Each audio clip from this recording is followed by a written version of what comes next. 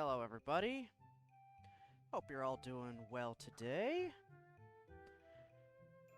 And as you can see, we are going to be back with Doki Doki Blue Skies. And I can never, ever get this camera to be lined up exactly where I want it to be anymore.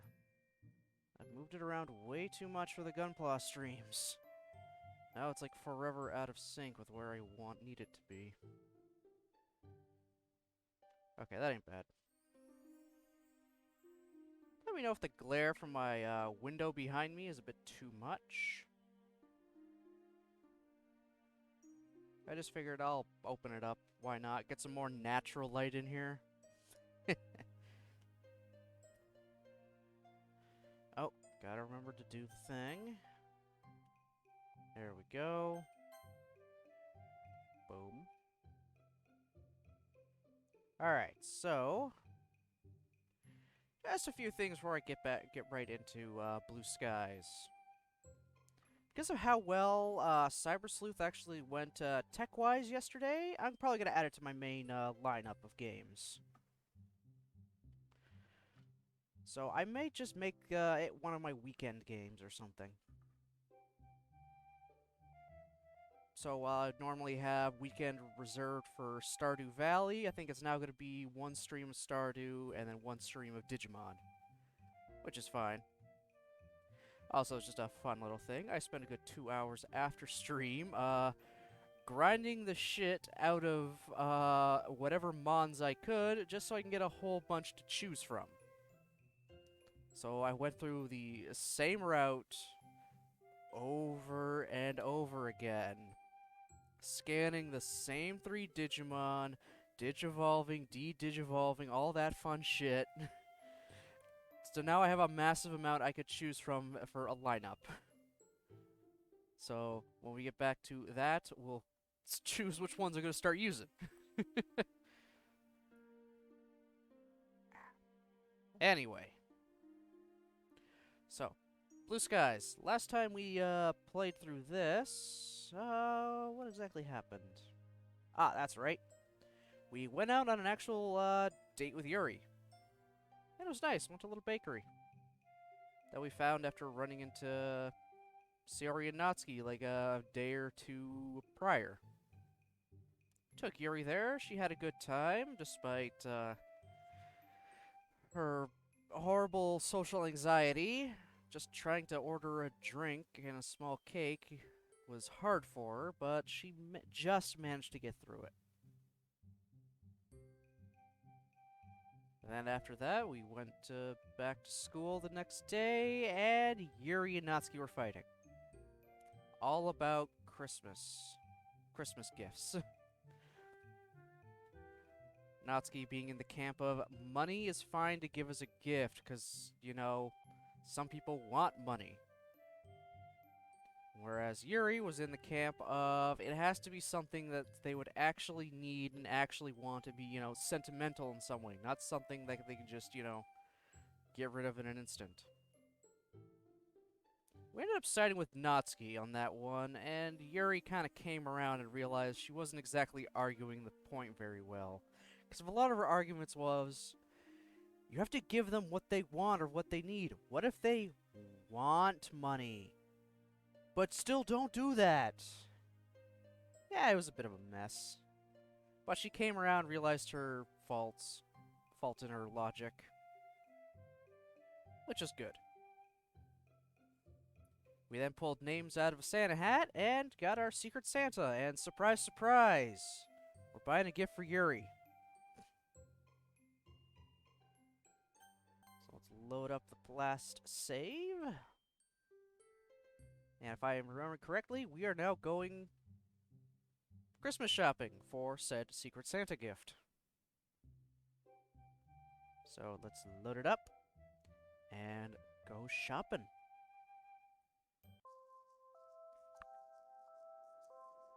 So yeah, turn that down for myself. That's a bit much.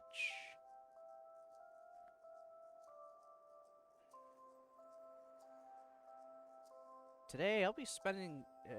Today is a day I'll be spending with Natsuki of all people. I was pretty surprised when she texted me last night, asking if she could go Secret Santa shopping with me. So, yep, good. Turns out that her Santa is Sayori, so I guess Natsuki figured I'd be the best person to shop with. I was hoping to spend the day with Sayori, but I didn't want to see what Natsuki would be like if I rejected her, so yeah. Then again, I suppose Natsuki's blunt nature would help me pick out a decent present for Yuri. There are quite a few people here, but I'm able to spot Natsuki's distinctive pink hair quite easily. She spots me and makes her way over. And looking back at some of the VODs, wow, I had like the first 2 VODs of this with a very bad Natsuki voice, the 3rd VOD with my quote-unquote lolly voice, and then the one immediately after that, I like went to a weird middle ground between the 2. I'm gonna try to get back to my lolly voice for her. I don't know why, it makes her a little more distinct in a way, maybe.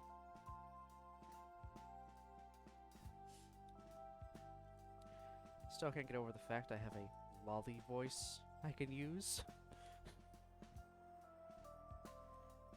At the very least, I'm gonna try for a bit more higher pitch than what I was doing before. Maybe, if I can keep it. I'll probably end up forgetting a default back to the weird middle ground.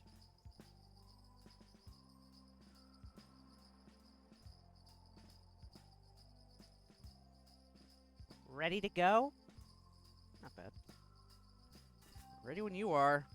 Lead the way. So, seeing as Sayori's your best friend, any ideas what I should get her? Actually, isn't too bad.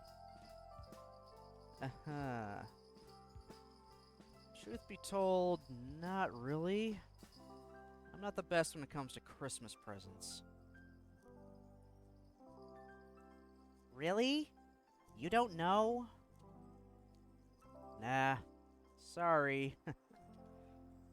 Anyway, let's just look around in a few stores and see what we find. I mean, we're not in any rush, right? I guess. We proceed down the street, keeping our eyes peeled for any suitable shops. All the while, snow softly falls onto our heads as lots of other Christmas shoppers bustle around.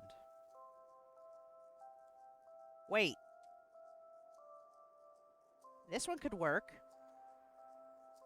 I peer up at the shop entrance. It's a clothes shop. Pretty solid place to start. Although I don't really know what her fashion sense is like. I mean, you could just play it safe and get her a new bow. She's had that red one for as long as I can remember, so she might appreciate a new color.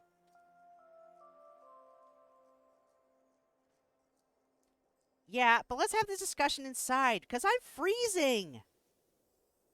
Yeah, still, now I'm getting iffy on it. Sure thing. We make our way to a section selling hair bows. Man, I didn't even know such a demand for bows existed. So many different colors, shapes, designs. Bows are big. Bows are huge.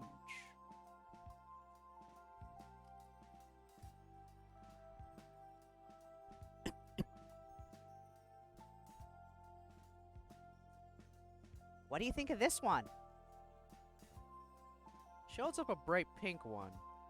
I can't help but feel like the choice was influenced by her own taste, rather than what Sayori would like. It's okay, I guess? She narrows her eyes at me, clearly expecting a more positive response. Here, look at this one.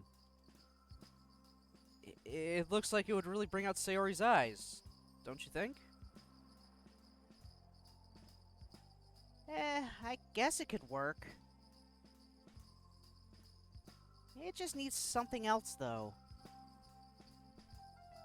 At the moment, it's just kind of plain.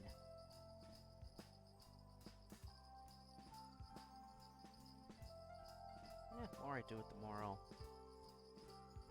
get used to it.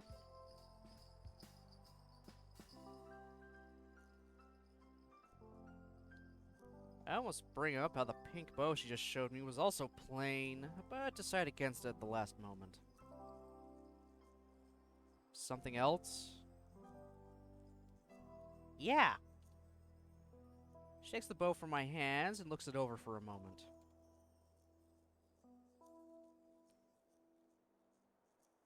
You know, you can get some sort of design on it. You can? She rolls her eyes. Boys. Yes, dummy, you can. Like an embroidery. I feel like I'm defaulting again. Oh well.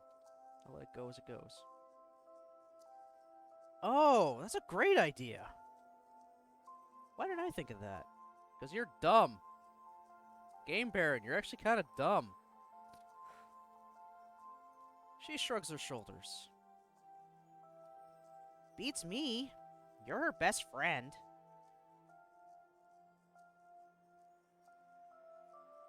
Well, what about something from one of her poems? Like, I pause, trying to recall any salient phrases from one of Sayori's poems. Was our festival recital really 3 months ago? Happy thoughts? Seems to sum her up nicely. I knew I'd find a use for you eventually. No way. Is this a compliment from you I'm detecting? Shut up. I chuckle. Progress is progress. Anyway, now that we have Sayori sorted, what are you gonna get for Yuri? No, wait, let me guess. A book? No, actually. Huh? Weird. I thought that'd be the obvious choice. Yeah, it is. That's precisely I want to avoid it, you know? I've never been the greatest when it comes to picking out gifts, but I really want to make a special effort for Yuri. I don't really get why, but whatever, I guess. Anyway, so if you're not going to get her a book, then what? I think back to the time I've spent with Yuri. Think, Baron, think. Try something outside the box. It's weird seeing you think so hard. I didn't even know you were capable of it. I pull an unimpressed face. It's almost Christmas, Natsuki. Would it kill you to show some festive niceness? It would. I roll my eyes and mutter under my breath. Typical. Well, if you don't want to get her a book, you're kind of stumped. All she likes are books and tea, so... That's it! Eh? A teapot! Man, how do I not think of that? Game Baron is dumb. It's like, if you could boil Yuri down to the things she likes, it's... books? Tea. You remembered the books, how the fuck do you forget the tea?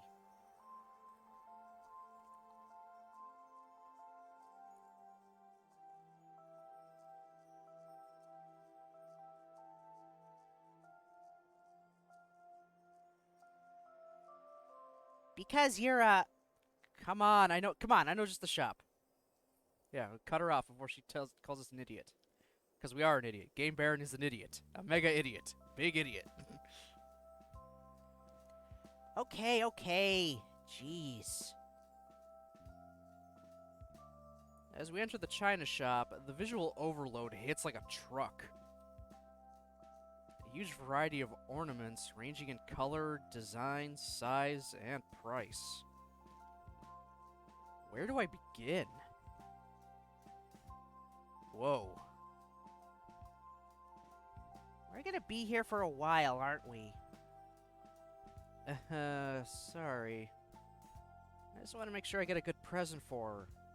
I didn't realize china shops had this much to choose from. It's sweet that you're making this much effort for Yuri. Really? I awkwardly scratch the back of my neck. You think?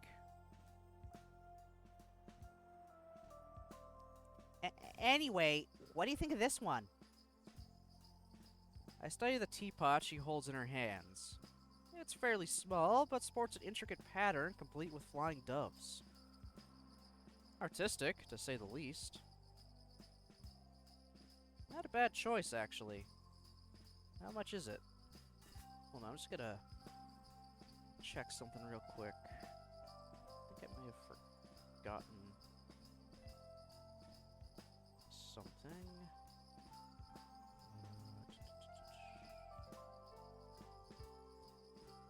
I'm always forgetting stuff.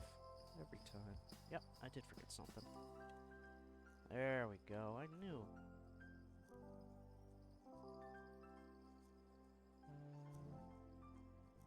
Let's leave that.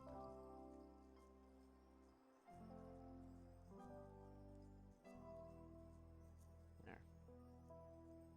Okay. Forgot to add a tag in.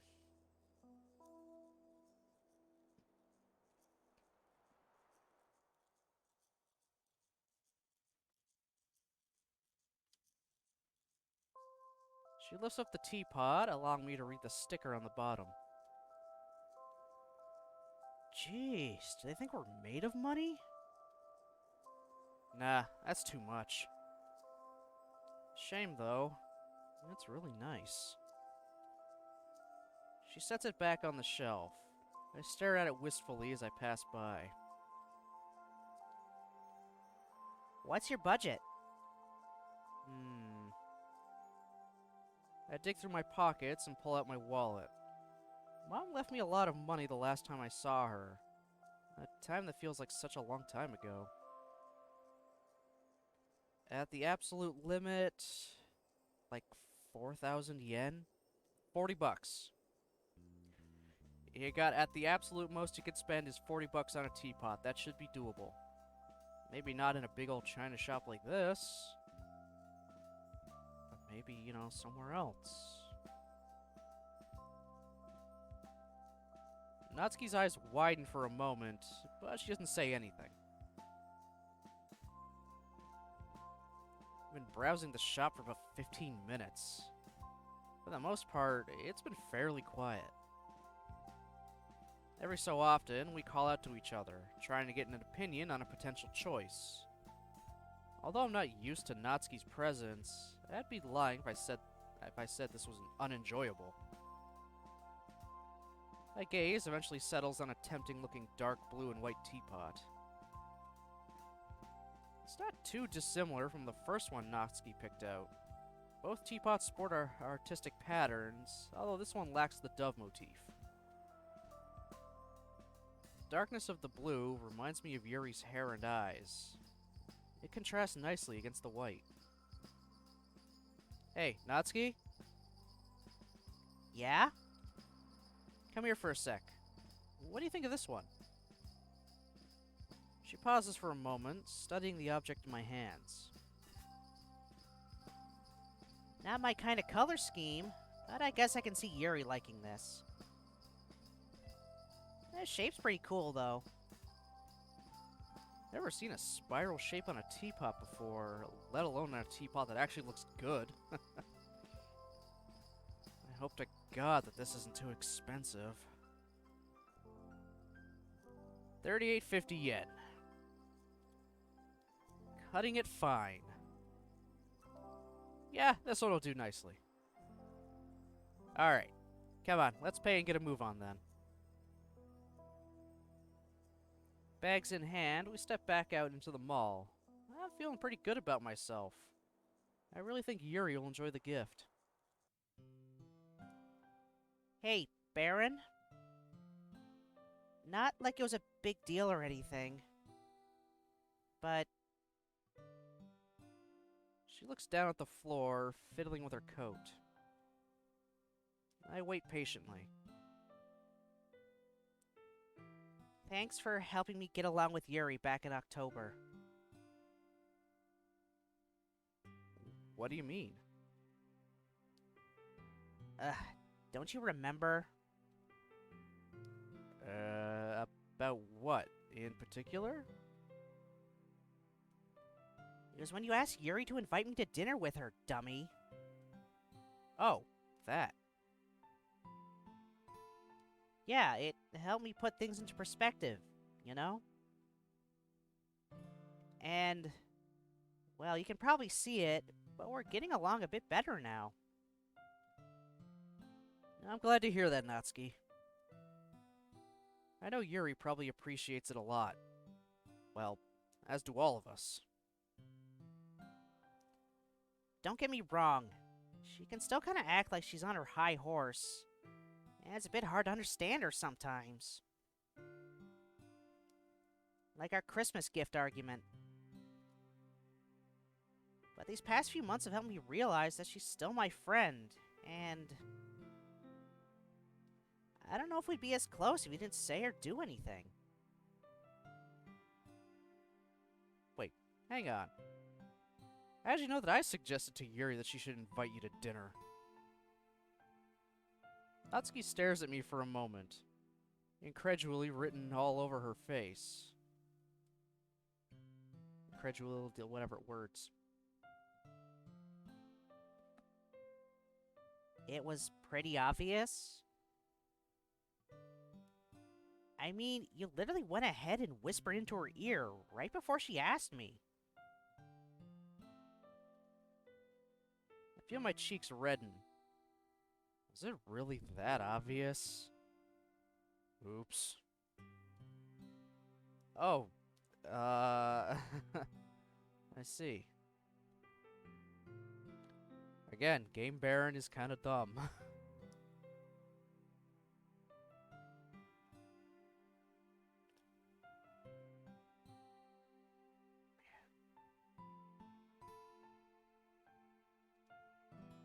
There's an awkward pause. Well, I'm glad things are working out between you two. Yeah. Oh, crap! It's getting late. I really need to get going. Dad is gonna go crazy. I've totally changed Natsuki's voice entirely now. Whatever, I guess that's just gonna be the thing. Natsuki's voice will never be consistent. Probably won't be consistent until I get onto her route and she talks more. Fair enough. I should probably get a move on as well. See you later. Yeah, see ya! With a small wave, she heads off. I also take my leave. Today went better than I thought it would, so I'm in high spirits.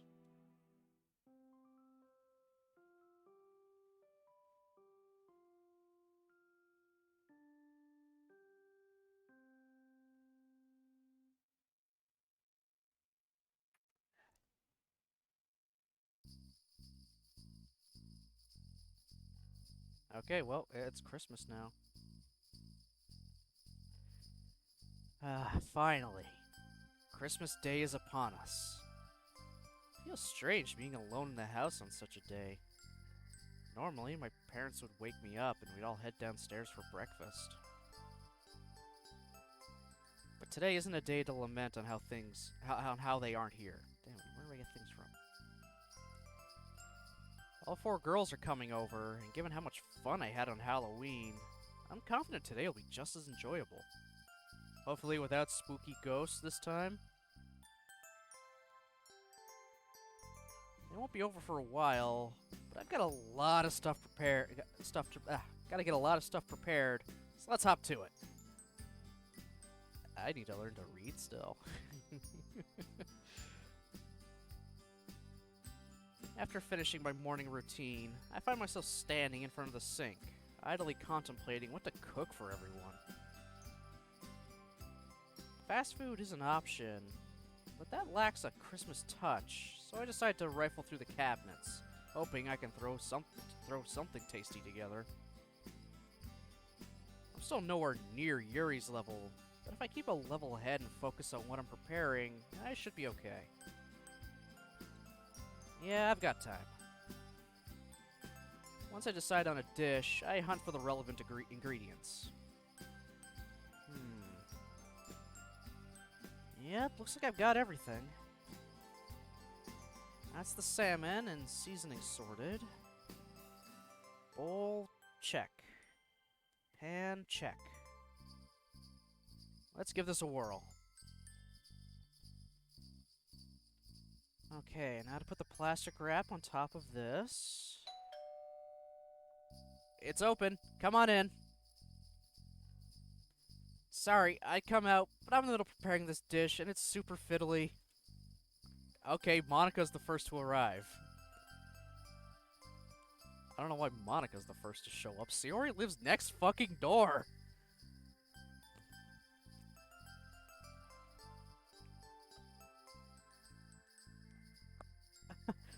That's okay, Baron. Merry Christmas. Merry Christmas to you too, Monica. She sniffs the air. Smells promising so far. I chuckle. So far, being the operative words there. I'm sure you'll be fine. What kind of dishes can you make? Teriyaki salmon, which is what I made today, along with veggie stir-fry. Also dumplings. Your fucking freezer bag dumplings. God damn it, man.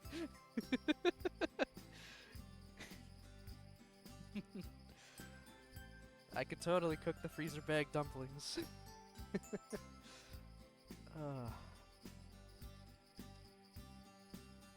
Not together, of course. Obviously. Would you mind getting that? She obliges and heads to the front door. Two pairs of footsteps make their way towards the kitchen, and a familiar red bow suddenly appears in the doorway. Okay, Sayori's the second to arrive this time. Why is she the second? She lives next door, goddammit! Would have expected her to be the first one over. Well before everyone else, not just, you know, a minute before Monica.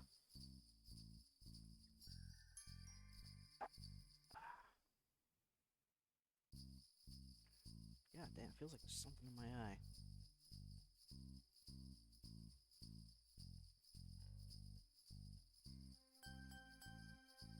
And then again, I didn't really get a lot of sleep again last night, but that's my fault.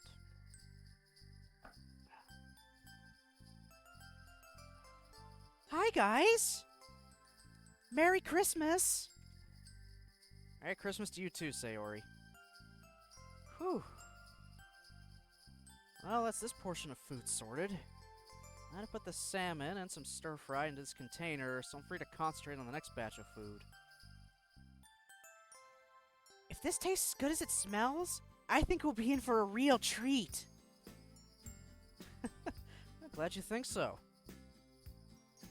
Sorry this isn't particularly Christmassy. Yeah, if you want a true Christmas dinner, KFC fried chicken. Not even kidding. That is huge in Japan. I'm serious. People will pre-order that thing like a month or two in advance. All to get their bucket of chicken for Christmas. All because one guy managed to market it well enough. So I think the story kind of goes, at least the thought of it went, what is it? I just had it on the tip of my tongue. think it was something along as of American servicemen that were still over there were missing out on Christmas turkey, like turkey dinner for Christmas. And a KFC executive figured, how about we market chicken? You know, market some fried chicken then. Say it's just as good as turkey on Christmas, and then it just kind of sprang from there.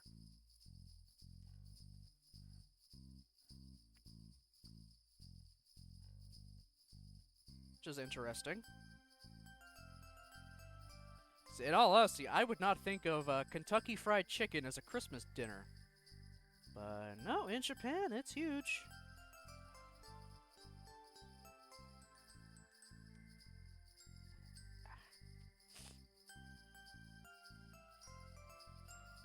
Oh, Natsuki's here too now? The fuck? Is Monica just waiting at the door? She just let them in, and then they both fucking walked in past her, and now Monica's taking her sweet-ass time to close the door. I live alone! Close the door! The heating bill's gonna go through the roof that way. It's the middle of fucking winter.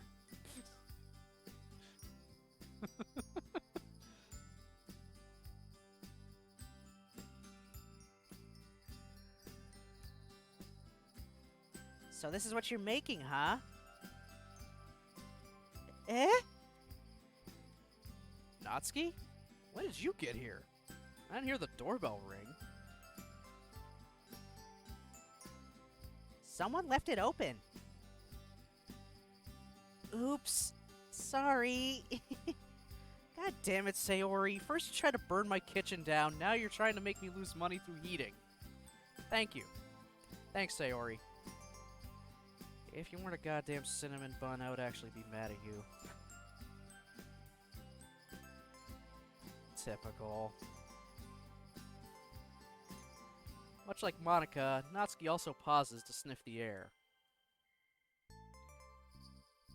Not bad, not bad. You've got a long way to go until you're on my level, though. We'll see. Well, make sure you don't screw it up. I'll do my best. The doorbell rings, and both Sayori and Natsuki slunk out of the room to answer it. That must be Yuri. Where did Monica go?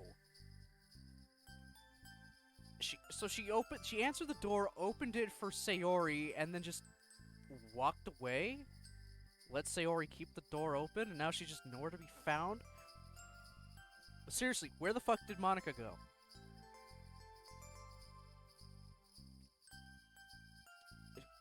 Whatever. I would honestly really love to know where the fuck did Monica go after letting Sayori inside the house. I don't think this house is that big. There's at least a kitchen, and then a living room, and then an upstairs with 2 bedrooms and a bathroom. This house ain't that big. There's not a lot of places she could hide. Unless she's secretly going outside to have a fucking smoke or something. Just behind everyone's backs.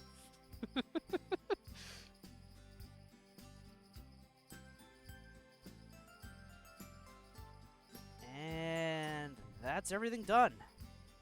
Time to take it out to the living room. Hey, Yuri. Merry Christmas. Oh, her freaking just black trench coat. Merry Christmas to you too, Baron. She glances over at the dishes that just carried over to the table. My, it seems like your cooking skills have improved quite a bit. I have you to thank for that. Although I was tempted to get some takeaway, I'm glad I took a chance and tried to cook a Christmas meal. Christmas meal with teriyaki salmon. I mean, teriyaki salmon is good. But again, he did call it not Christmassy. Either way, thanks for teaching me. I didn't even dream about making this sort of stuff before I met you. Oh, no. You're just a quick learner, that's all. If you say so. Anyway, everything's ready, so right on cue, the other girls wander over. Of course, Monica takes charge of the Christmas party. Interesting art choices back here. We have a bunch of triangles and then the geometric shapes.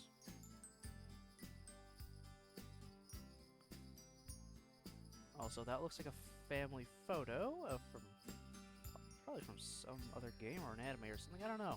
It's got a nice glare on it, so you can't really make out all the details. I'll look into it, see where this background actually came from and what the photos are supposed to be. Because I've seen this background in a bunch of mods before, like just in different people playing through them. I've seen this living room setup a lot.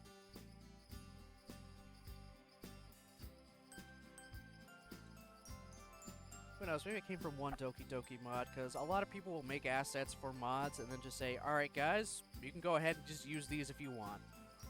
So there's a lot of asset sharing between many of the Doki Doki modders, which is nice. It's kind of a nice little community that way.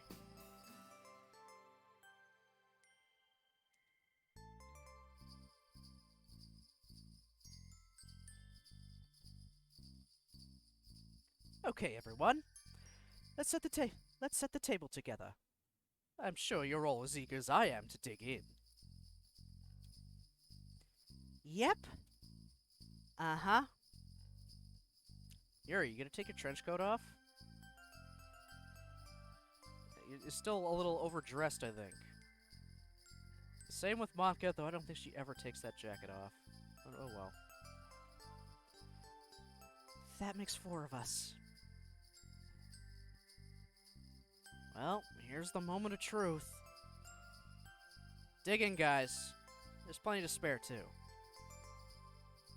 I wait with slight anticipation as the girls start serving themselves. This is the first time I've made food for multiple people, so I've got absolutely no idea what to expect the reaction to be. Baron? Yeah? Please don't tell me I messed it up. She swallows loudly and grins at me. This is really good. I'm not really big on fish, but this salmon is so tasty. Yeah, she's right, Baron. I'm pleasantly surprised. I didn't peg you as a chef when you first joined. I guess you did all right. Yeah. Well, she says that, but she's practically inhaling her food. So far, 3 out of 4. But the one I'm most anxious to hear from...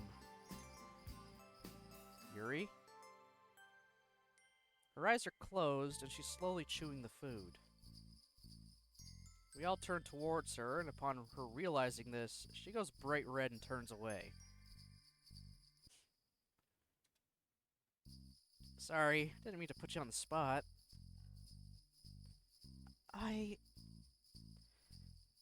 This is excellent. Eating here like this reminds me of past Christmases that I spent with my family. Yeah, I know how you feel. This is the first Christmas I've spent without either of my parents. So I'm really glad that you guys are all here. I'd be really lonely otherwise. Well, that's what we're here for, Baron. I love it when we all meet up after school. We always have so much fun. Yeah, Halloween was really fun. It was hilarious seeing how much of a chicken Sayori and Baron are. I gotta definitely work on Natsuki somehow. Hey! I'm still convinced that I heard footsteps and that creepy voice. Who knows? Maybe that Shinto spirit is still roaming that classroom, looking for its next unlucky victims. Oh my god, what the fuck happened to Monica? What happened? That was awful. I mean, more awful than usual. My bar is set pretty low, but somehow I managed to go under it.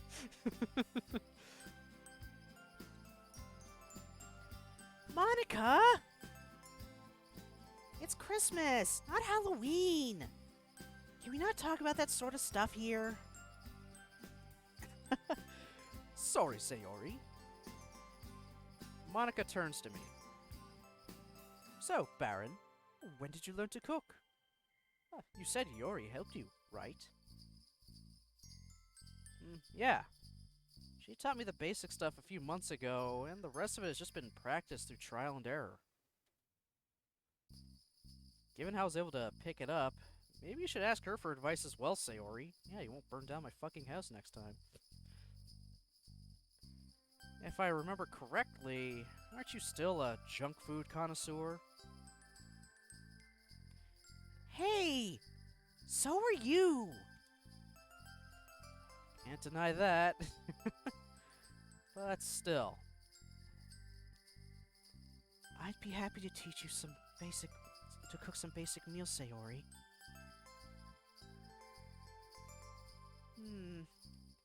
Yeah, maybe. So long as we have a spare fire extinguisher and I'm around, we should be fine. Hey! Everyone laughs. Well, everyone except Sayori, who sports a petulant looking pout. You know I'm just messing with you, Sayori. I reach out and affectionately tousle her hair. After a few more minutes, everyone finishes eating their food. Looks like it's time for the main event. Anyway, guys, now that everyone's eaten, we can move on to the part you've all been waiting for.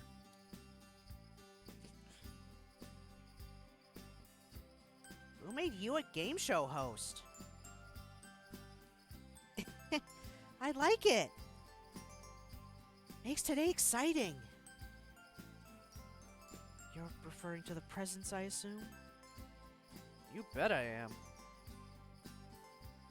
Hang on. Baron, would you like some help putting the dishes away? Nah, it's fine. I'll get them later. Are you sure? It's no bother. Positive. Come on, guys. This should be a lot of fun.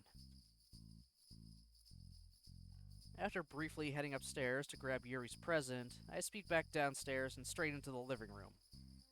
Looks like everyone else is already here. Where else would they Where else would they go? Seriously, you went upstairs for a second to grab a teapot, for fuck's sakes. What did you expect? Them to run home, grab their gifts, and then come back? I don't understand Game Baron half the time.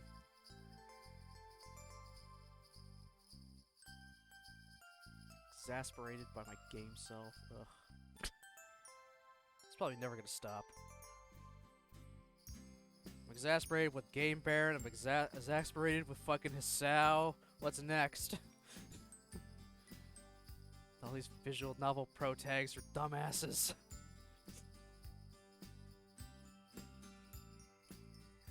Okay, guys. Everyone is here, so let's begin. Oh, I'm so excited to see what everyone got each other. So, who's going first? I will! Sayori pulls out a package and hands it towards Monica. Alright, so we're getting something for Yuri, Sayori's getting something for Monica, Natsuki's getting something for Sayori. That leaves who Monica's getting something for and who Yuri's getting something for, though I kind of got an idea of who's getting who what. Like, who's getting a gift for who.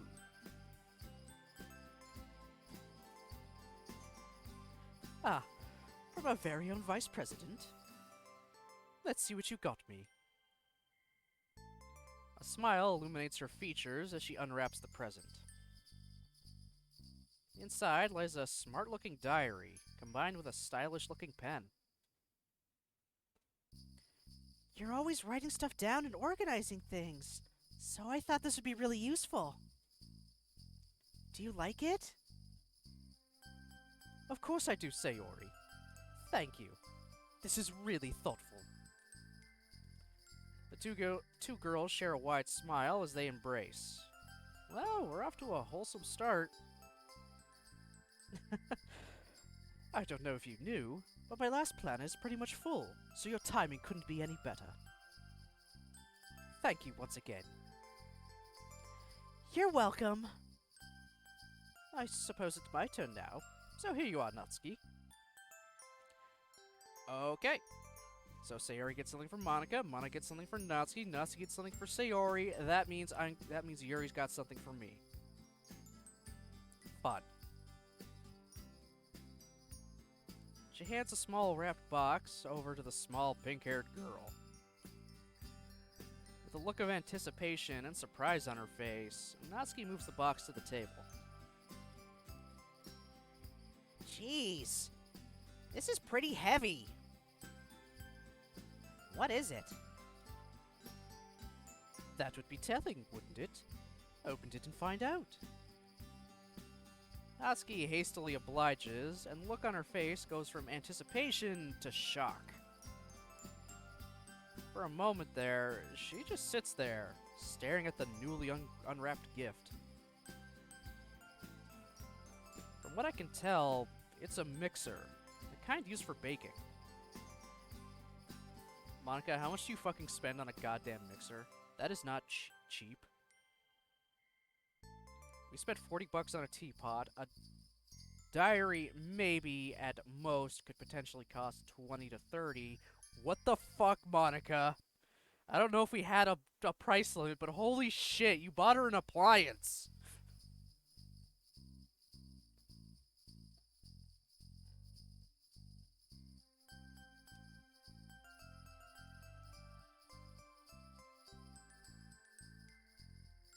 This looks super expensive. Her voice has dropped to a whisper. Don't mention it. You mentioned a while back that your old one broke, so it seemed like something that would be useful. But this one in particular is like the newest model. So how could you I mean, it's really expensive, so... Like I said, don't worry about it. It wasn't an issue in the slightest. Although, the next time we have a club meeting, I'm expecting a ton of cupcakes. Monica winks at her. Jeez. Thank you, Monica. I think this is the softest I've ever heard Natsuki's voice. It should be a piece of cake with this mixer, so I can definitely make loads for everyone. That's what I want to hear. Anyway, this is for you, Sayori. She reaches behind her and pulls out a small wrapped box. Next to Yuri's, I'm looking forward to seeing Sayori's reaction the most. Sayori's eyes light up as she takes the box from Natsuki's hands. Her excitability from receiving presents hasn't changed at all since she was a child. Oh, what is it? What is it? And before Natsuki can even say anything, Sayori pulls off the wrapping paper. Oh! A new bow! I love the color. Thank you, thank you, thank you! No problem.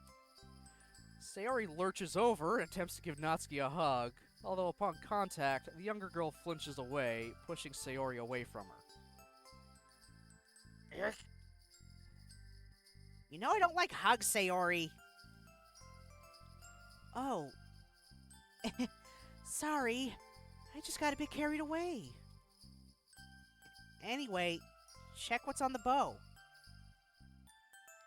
Sayori obliges and brings the bow up to eye level. Oh, there's something written here. Happy thoughts. Yeah. I remember a couple of times over the past few months you seemed kind of down. So I thought I'd use one of the lines in your poem to remind you to smile more. Things don't seem right when you act all weird, so I hope this is a good reminder. Thank you. She looks around the room. I didn't mean to make you all worry. Hey, we all have our days, Sayori. If anything comes up, feel free to talk to us. She nods her head, cradling the bow close to her chest. Hang on a second. By the process of elimination, it looks like Yuri and Baron got each other. Monica looks between Yuri and I with a knowing smirk on her face. That turned out to be rather convenient for you two, didn't it? Yeah, no shit. What are the chances we got each other?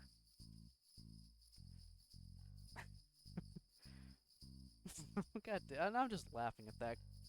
I don't know why. It's not even that good of a thing to laugh to. How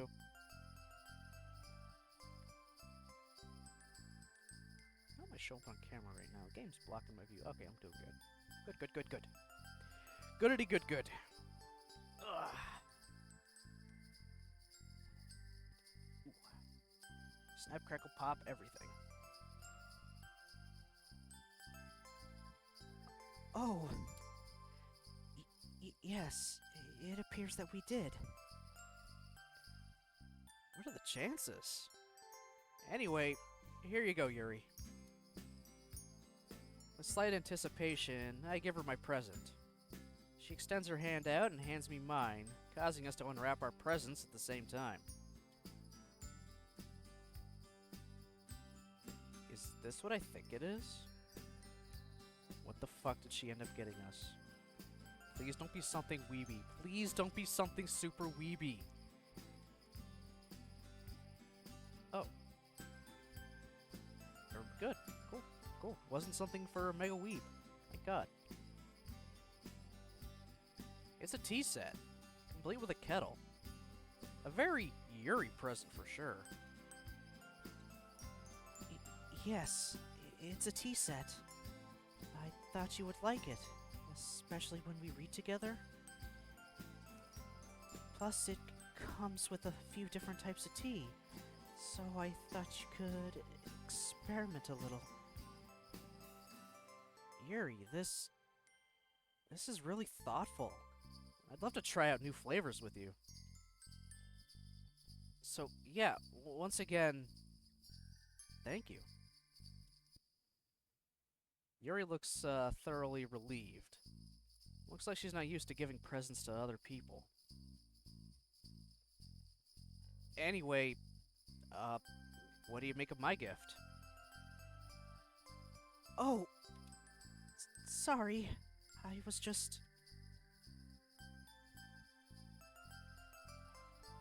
My Baron.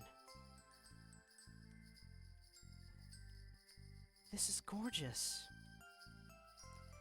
What is it? Looks like a teapot. A really fancy one, mind you. Yep, that's precisely what it is. I was gonna go with a book at first, but I didn't know which books you already had, so that was a risk I didn't want to take. So I thought, well, let's think outside the box a little, you know? I thought the design on this teapot was really nice and intricate. It kind of reminded me of you. Okay, that sounded a lot less romantic in my head. And with everyone else listening too... Anyway, I know you like tea, so I thought this would be a safe bet.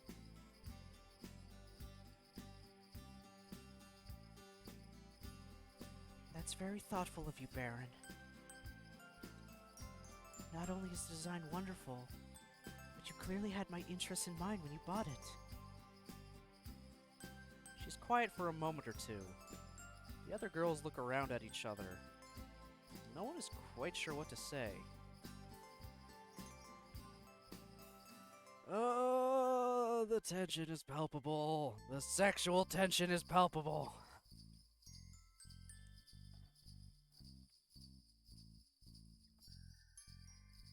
saying shit that's more romantic than he thinks it is. Clearly loves it and flustered, and oh my god.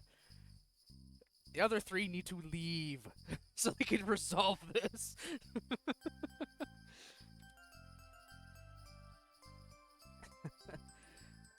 Well, I'm glad you like it, Yuri. Merry Christmas. Merry Christmas to you too, Baron. To my surprise, she scoots closer to me and tentatively wraps her arms around me. The motion surprises me at first, but I quickly lean back into her touch, enveloping my arms around her as well. Pleasant scent of mint and lavender fills my nose, and I'm surprised by the comfortable warmth Yuri's touch radiates. For a moment, I'm lost in her embrace. A strong, strangely familiar feeling wrests its way out of my heart and courses through my entire body. Makes me forget that there are other people here in the room. An awkward throat clearing pulls me away from Yuri. Monica had to break that up. It's like, guys, we're still in the room. If you want us to leave, let us know. Otherwise, keep the public displays of affection to a minimum, okay?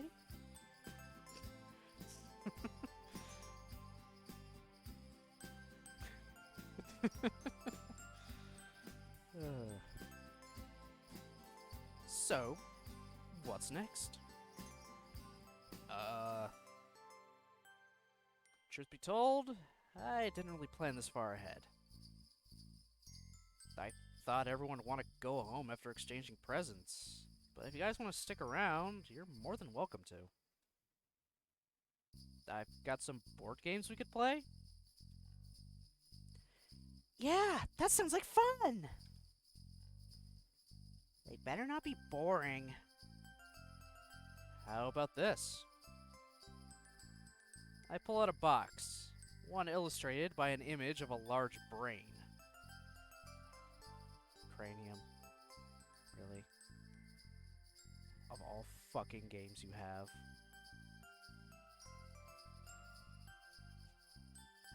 Sayori immediately brightens up. Oh, we haven't played this one in a while! Cranium. Given the variety of talent in the room, I reckon I reckon that'll be a great pick. Jesus, I'm losing Monica big time here.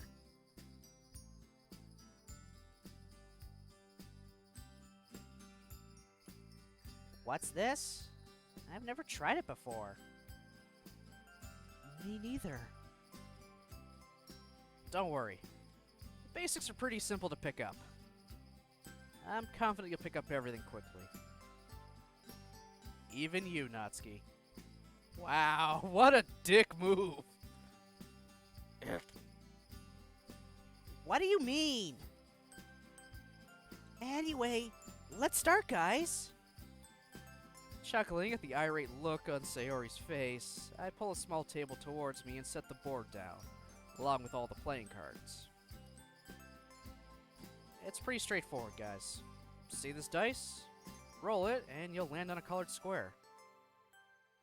Whenever you land on a square, you'll have to draw a card and complete the activity written on it. The activities are split by color, so blue represents drawing or sculpting with this clay, and the green's where you have to perform something. Perform? Don't worry, it's nothing too crazy. Like this one. Take a quick look at a green card. You just have to partner with someone, hum this song, and they've got 60 seconds to guess it. Good luck. I don't know half the songs, so that was some of the hardest whenever I played the fucking game. Hum this song. I don't know any songs. At least none that would be in a cranium game.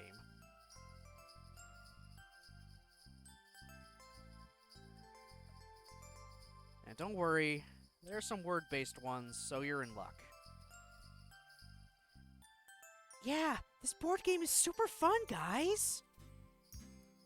There's something for everyone. This actually looks kind of cool. I told you. Now, let's start. As I was hoping, the game is proving to be a big hit. We all have our strengths and weaknesses, meaning no one has a distinct advantage. It's fairly even so far, and everyone's enjoying it. It's currently Yuri's turn, and she throws the dice, which lands on the color yellow. Oh, this just feels like a random cranium plug. Oh well. I guess someone who wrote Yuri's route really liked cranium.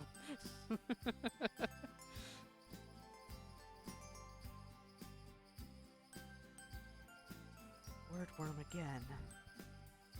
Lucky you, eh? Okay, here's your challenge. I lean forward and take a yellow card from the box. I'm gonna give you a word, and you have 40 seconds to spell it. That should hopefully be enough time. But there's a catch. You've got to spell it backwards. The fuck could... Bullshit!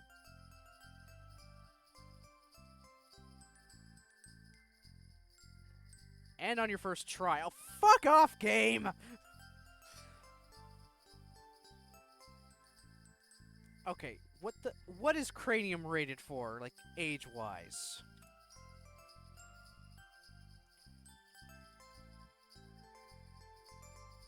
Let's see. What do you gotta say? Amazon. 16 plus. Oh. Still, fuck that shit. No. If you want me to spell a word, that's fine. Spelling it backwards in 40 seconds on my first try, go to hell.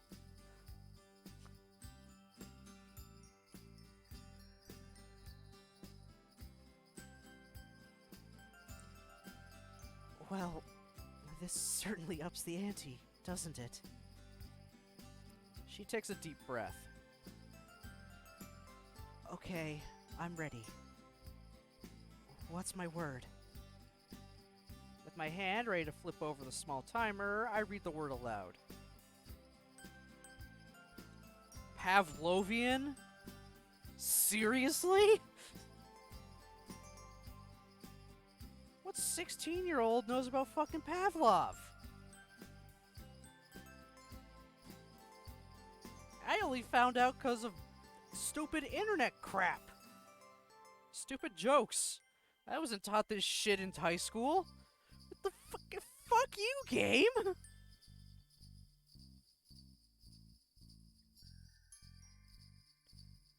If someone doesn't know about Pavlov and the experiment about it, to put it simply, it's basically conditioning in a way. Like, if you give a dog a treat, if you get a dog to do so, like if you put a treat in a box and a dog goes to the box and finds the treat, over time it'll eventually get used to the fact that if it goes to this box, there will be a treat inside. It's just like a conditioning thing. It's always going to expect something to be there when it goes there. That kind of thing. I may not be 100% right on that, but that's as best as I can sum it up really fast from my actual recollection.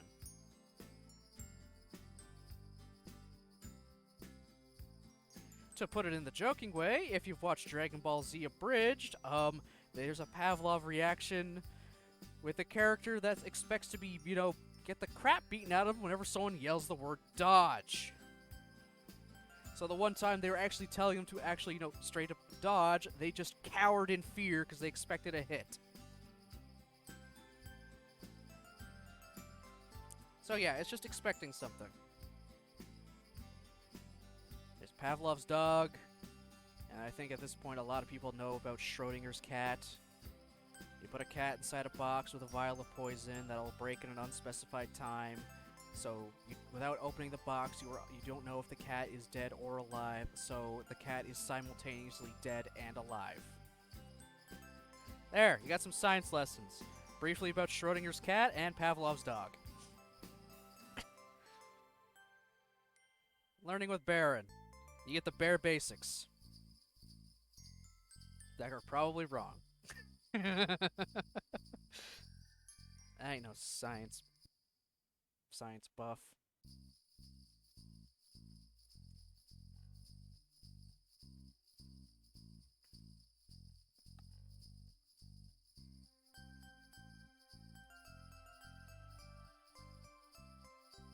Oh, that's hard. Pavlovian. Should get you a collar and a bell for Christmas. Hey, Brozard. Nah, they're playing Cranium, and Yuri has to spell Pavlovian backwards in 40 seconds on her first try. You missed my crappy spiel about what Pavlov's dog was.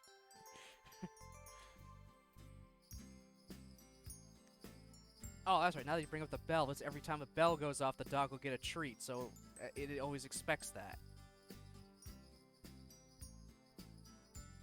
That's right, that's right, that's right. I was using a box for some reason. I think I partially combined Schrodinger's cat with my explanation of Pavlov's dog. Just instead of a bell, I used a box. Go to the box, it gets a treat every time. Whatever, the intention's there. Also, how you doing?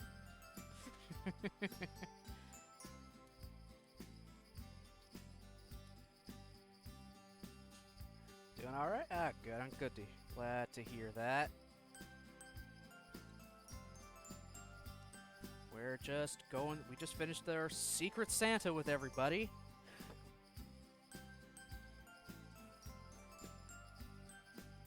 Pavlov's dog is in a box. It both gets a treat and is dead. Oh my god. Oh, good lord.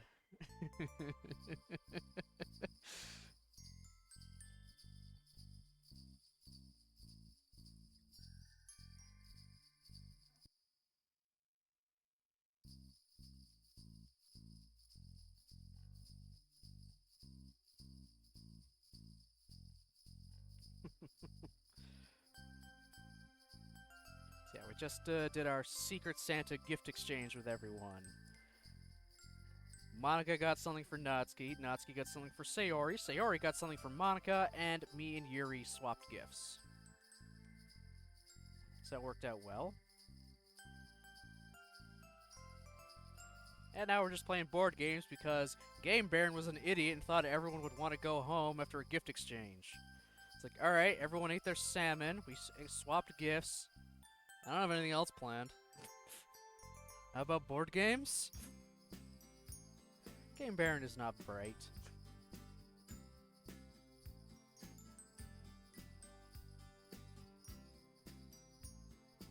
Immediately, Yuri's face adopts a look of intense concentration.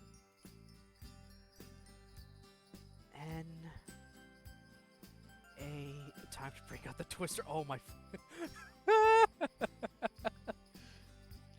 I mean, there's a bit of budding tension between me and Yuri. We kind of, after that gift exchange, hugged each other and lingered together a little long until Monica had to basically go, ahem. What next?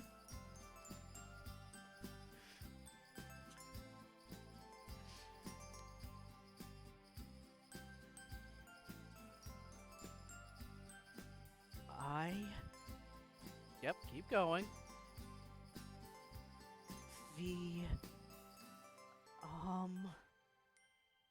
She looks at the clock. About 10 seconds have already ticked by. O... L...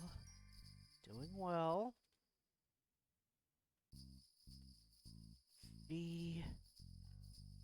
More seconds tick by. It looks like about 30 seconds have gone. A... P... Yay! That's right! You're so smart, Yuri! Jeez. Not gonna lie, that's not half bad. You're too kind. I simply had an easy word, that's all. Have some pride in yourself, Yuri. You did well. Anyway, you passed, so you get to roll again. Christmas time? Yeah. Hey, Jen. Oh, she had to spell Pavlonian backwards.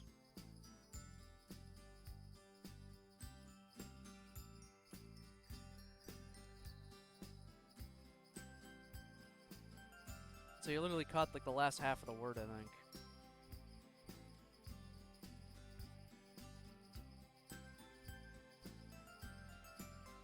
Or the first half, because it was backwards? Also, how you doing, Jen?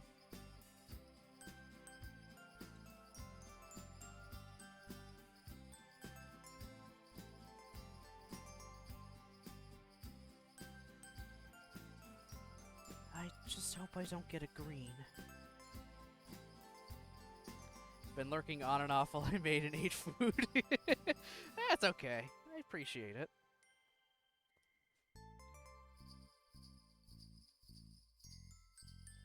The look on her face when she indeed lands on a green is priceless. I thought this was her declaration of love via spelling. Yeah, perfect time to declare her love for me. During Christmas with the entire rest of the club. The best time.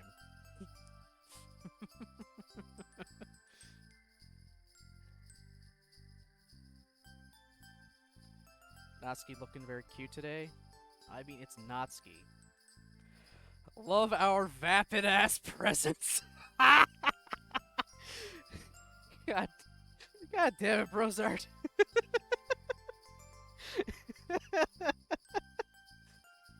Oh, that's amazing. Because of course Natsuki's gonna look cute today. She's always cute. It's fucking Natsuki.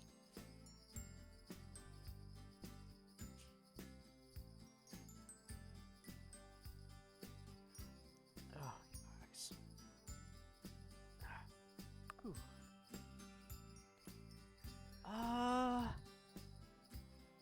Oh, hang on. I've got it. Tennis elbow.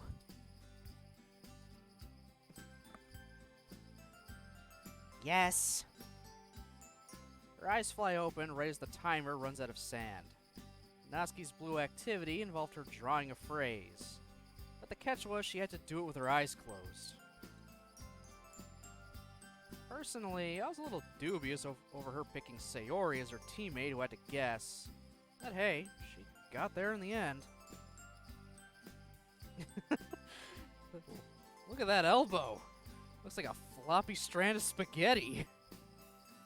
Look at anime, man. Some people have those wavy noodle arms.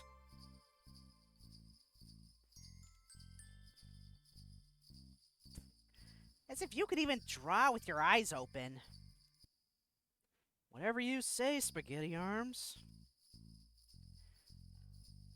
Hey, Natsuki. Why don't you roll again? Ah, Sayori. Always tactical at the best of moments. Seriously? Red again? Need to catch up on Nagatoro. I do too. I think I'm missing one episode right now. So yeah, I just kind of forgot to watch it Friday.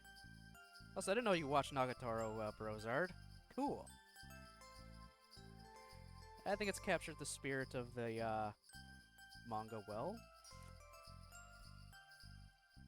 All those animations, hell yeah. Oh, you're with the comic. Okay, so you're well ahead of the anime.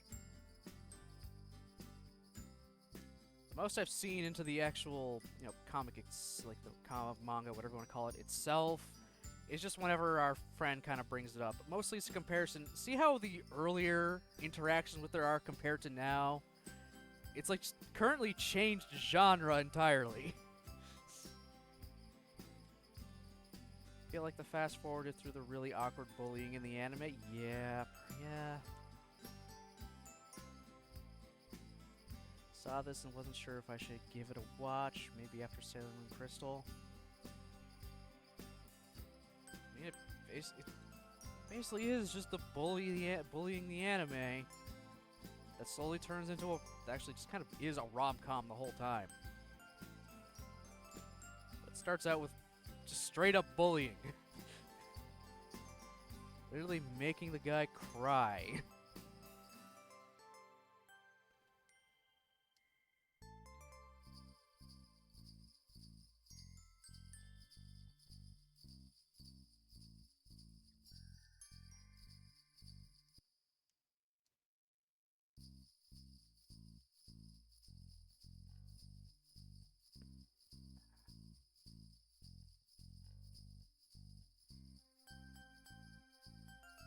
Seriously?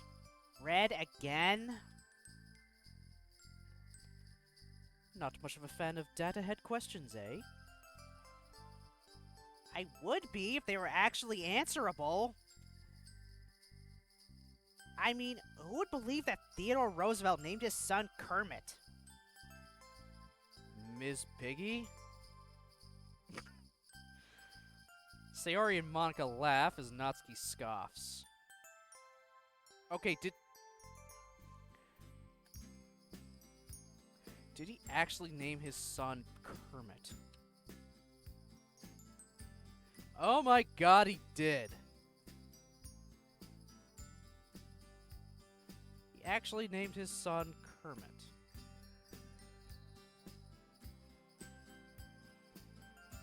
And of course, he named one of them Kermit Roosevelt Jr. Actually died in 2000. Huh. Interesting. Oh, for fuck's sakes! Theodore Roosevelt. You know, that Roosevelt? Circle glasses, big old mustache. Named his son Kermit.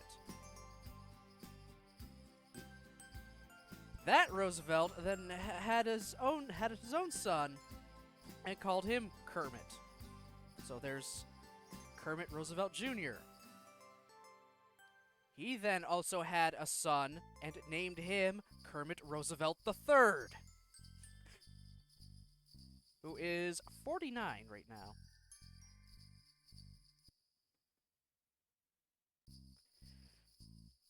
He better continue the tradition and have Kermit Roosevelt IV. Like, please, let there be a Kermit Roosevelt IV. That was pre-Frog Days, though. Yeah. Yeah, it is pre-Frog Days, but it's just funny now.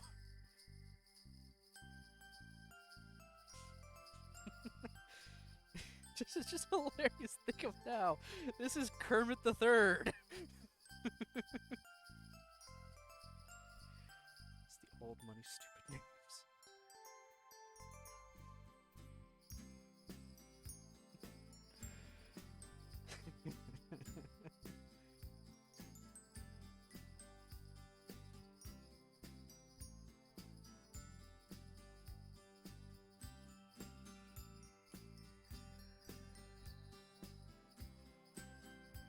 Sayori and Monica laugh as Natsuki scoffs.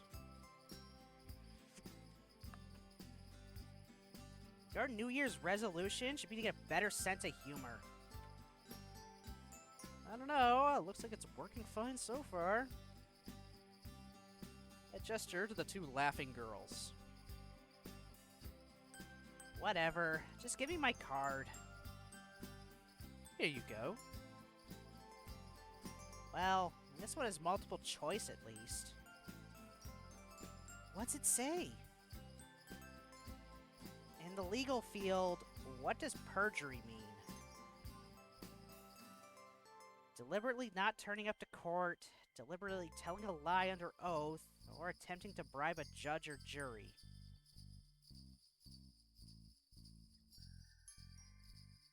Deliberately telling a lie under oath is not perjury. I think that's just straight up, that's just being held in contempt.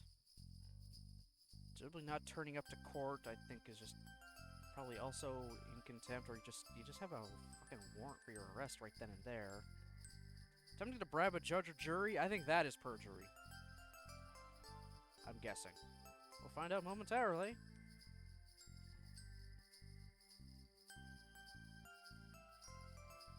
How the hell am I meant to know this? Aren't there any animes out there that involve trials or something? Why would I want to watch that? Sounds really boring.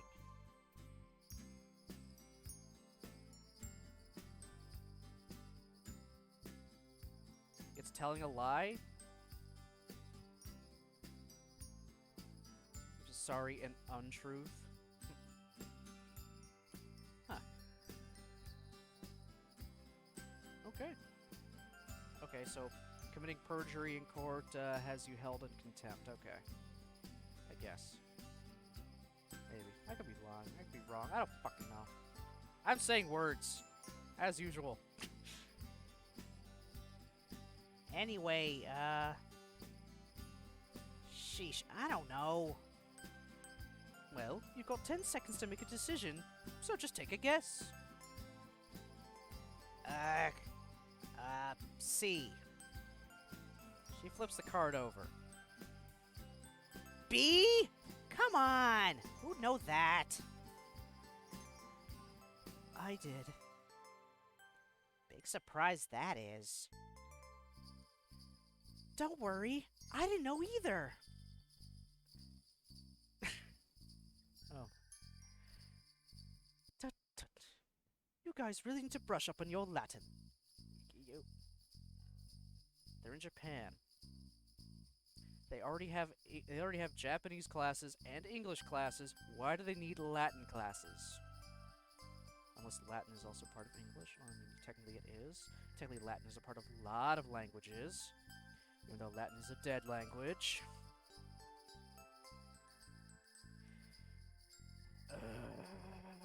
Monica, we all can't be smart like you and Yuri.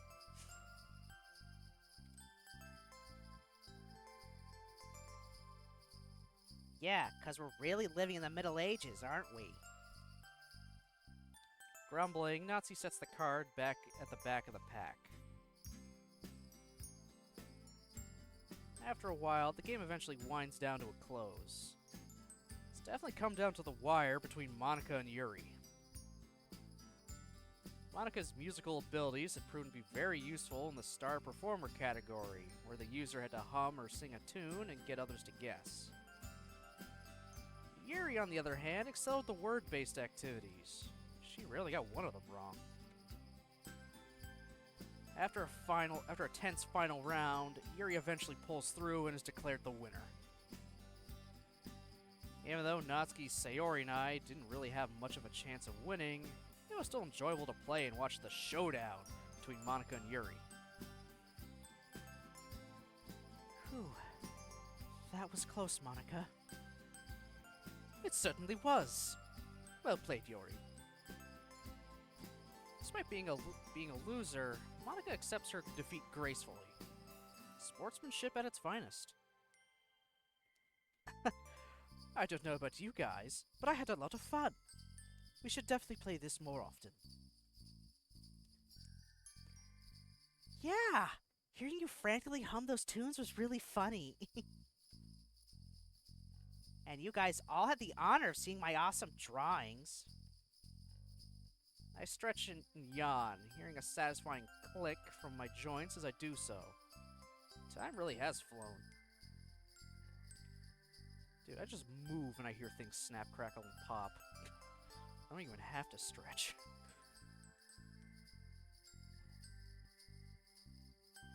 Yeah, anytime you guys want to play, just give me a buzz. This has been a really fun Christmas. There's a general murmur of agreement, so we all start clearing up. Thankfully, there aren't too many pieces, so the task is relatively straightforward. You know, Baron, you kind of remind me of Yuri. Huh? What do you mean? You guys both have a really deep look in your eyes when you start focusing on stuff. It looks a bit weird, but it suits you. I do? Monica nods. I noticed it as well.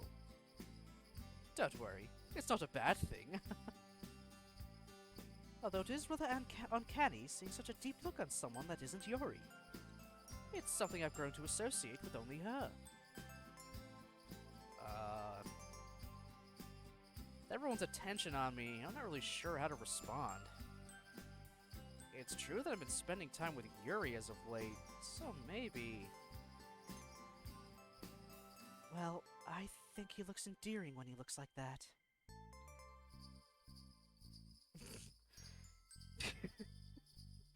Yuri doesn't even know why she said that out loud. I mean... Well, duh, of course you'd think that. You two are pretty much together, like, all the time now. Well, this conversation is taking a fast detour into hot water. Okay, laughing, but like a nervous laugh. Definitely a nervous laugh. Just straight up nervous. Don't like that look on her face.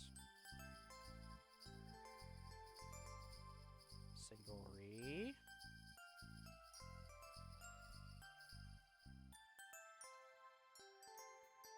Speaking of which, I'm curious. Are you two officially going out? Monica, you just say shit like that? Just out of the fucking blue like that. God damn.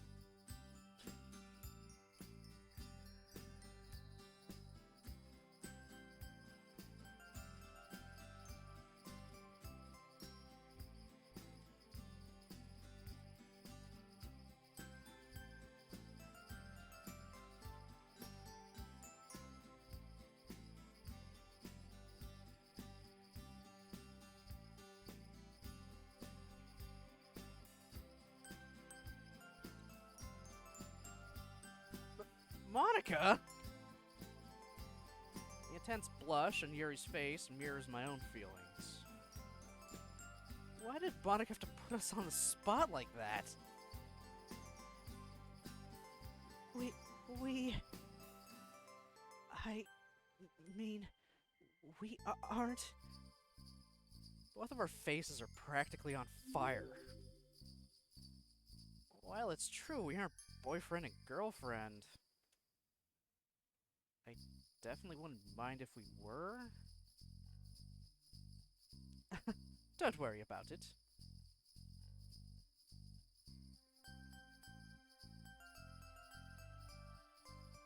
Random Russian.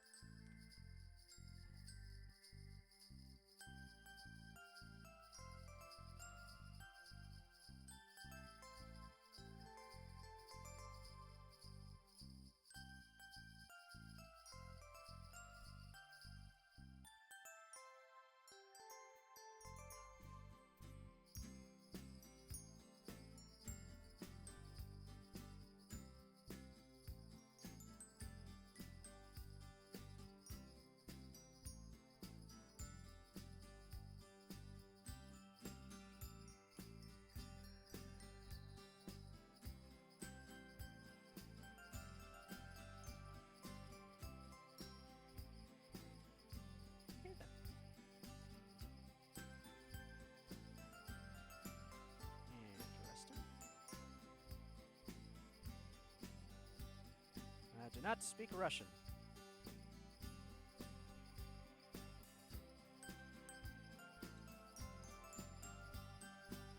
I was just teasing you. Anyway, I think everything is packed up, so I'm gonna have to get going. It's late after all. Thank you again for the gift, Sayori. Oh, you're welcome, Monica. I should probably get going as well, too. Yeah, same. See you all soon. Bye, guys. Yeah, see ya. They all look curiously at Yuri. Sticking around for a bit, Yuri? Huh? Oh, yes. I wanted to make a cup of tea, if that's okay. She looks imploringly at me. Yeah, that's cool. I'll put the board game away, so feel free to make yourself at home in the kitchen. The other three girls depart, leaving an awkward silence between Yuri and I. At least it's cut short by her excusing herself. After carefully checking that everything is in its rightful place, I slot the board game back into its position in the cupboard.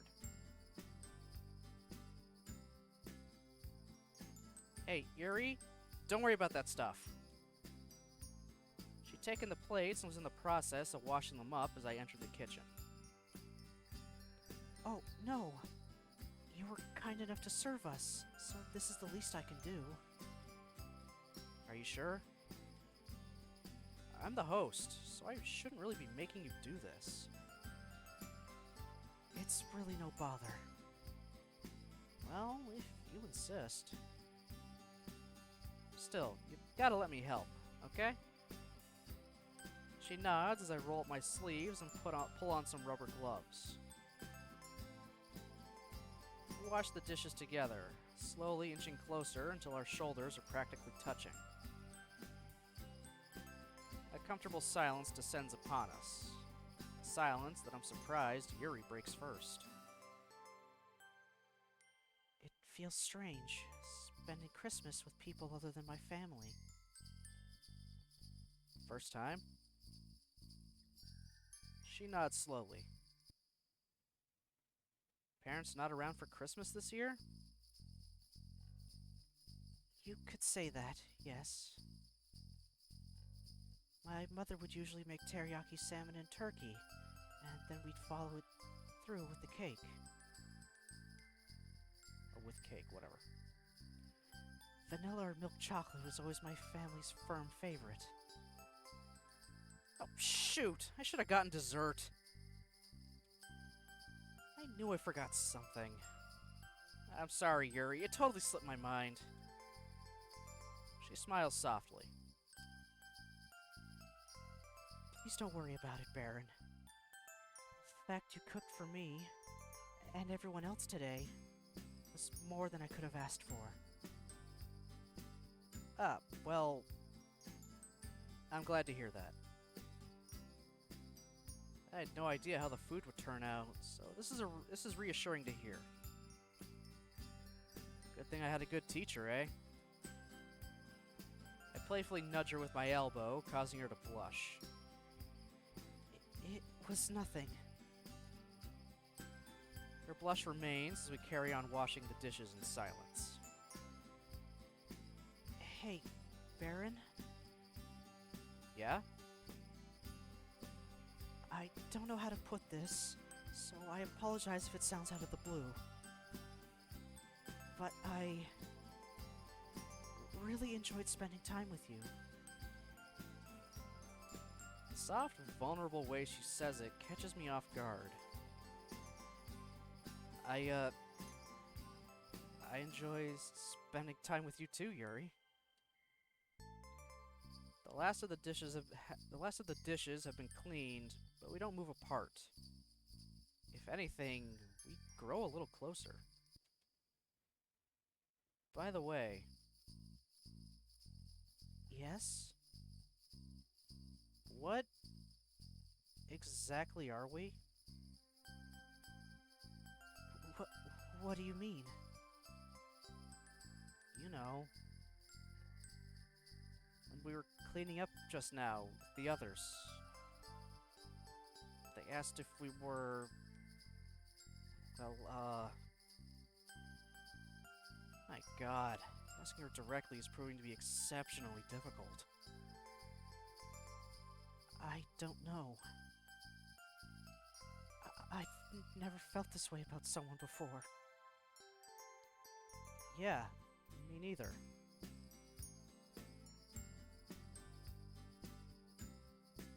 Sorry, I don't mean to make this so awkward. It's already awkward, bro. She laughs softly.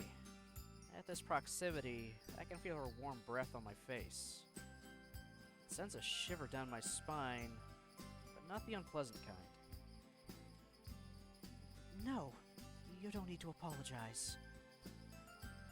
It's a valid question.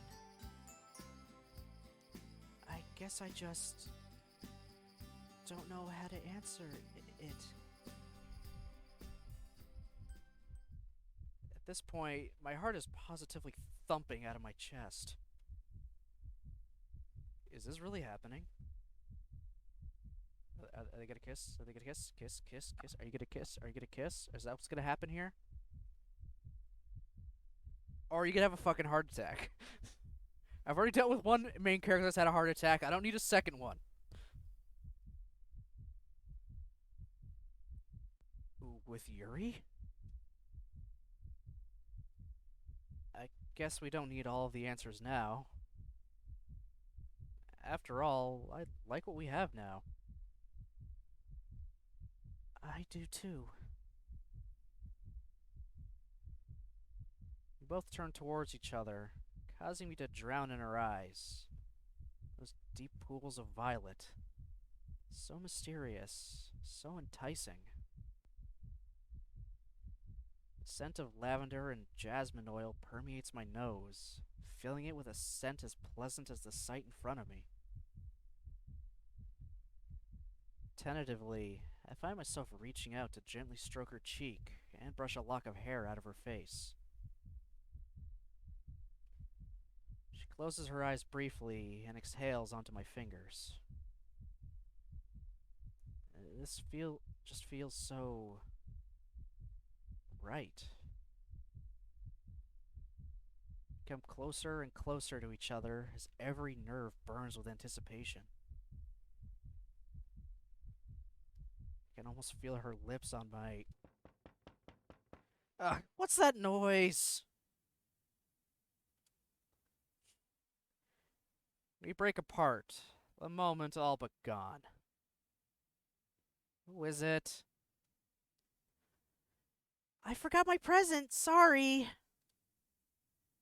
Irritation floods through my body. Why couldn't you have just been more careful, Sayori? Sayori pops into the kitchen, and judging by the look of surprise on our face, she definitely didn't expect this. Oh, I also did not realize you had followed. Huh. Sorry about that, thanks for the follow. Music probably was overtaking it at some point, or I got too into it, or laughing too hard to hear it go off. So, apologies.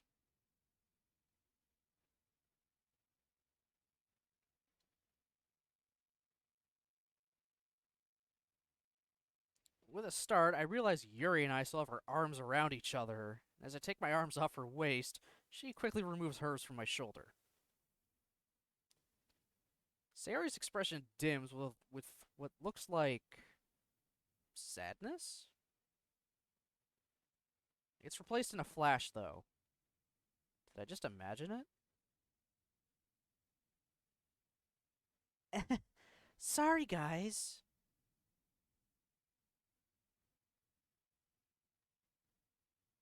Ah, okay. Cool, cool. Yeah, don't understand Russian. That's all I know. I cannot read it nor write it. But welcome in anyway.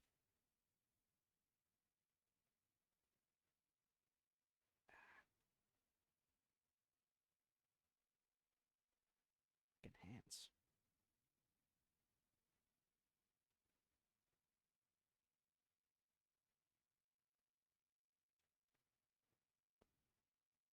I found it! She picks up the bow from the kitchen counter. Why it was there is beyond me. By the way, Yuri, do you want to walk home with me? Yuri quickly looks at me. It's almost pleading. The moment is gone, though, so I bitterly nod. Oh, Sure. After carefully scooping up the teapot, she heads to the hallway. Sayori's already lingering outside. Sorry. It's okay, Yuri. It's not your fault. Besides, we can just hang out on New Year's Eve, right? Yes. I mean, yes, of course. I'd like that. I can't help but smile to myself. Even though we're on the verge of kissing, she's still self-conscious about how eager she is to want to spend time with me. Hey, Nichols! You just missed the almost kiss! You just missed it!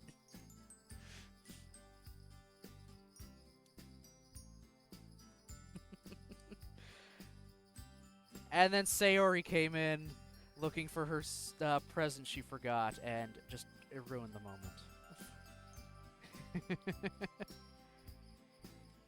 But we've pretty much just like made plans for New Year's, so that's something. God damn it, Sayori! So how you doing, Nichols?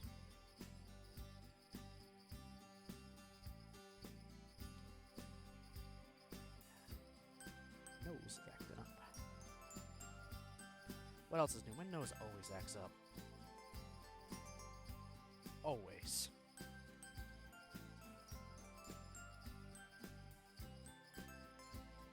Good, just getting ready for stream. Fun, fun.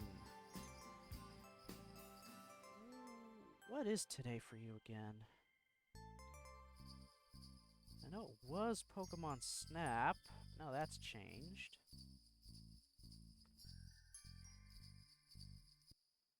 Just because you're you're done the main game now. Unless you're just gonna do more Pokemon Snap. Oh, that's right. Just Dance. Okay, that's today. Sounds like it's gonna be quite a fun time. Just hope nothing gets knocked over by accident. Oh, good lord. Good lord, just if you had to move your entire setup, oh my god. Just ugh.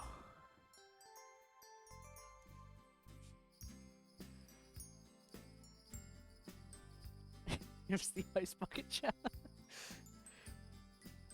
Hey, that's how she's totally gonna cool off after Just Dance.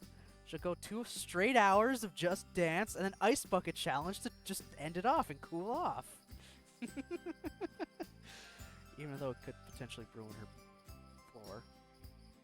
Unless she moved everything outside. Do a Just Dance stream outside to end it off with the ice bucket.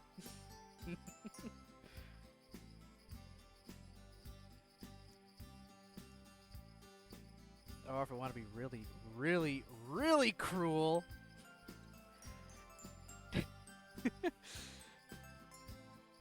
Ice bucket challenge will be a separate video.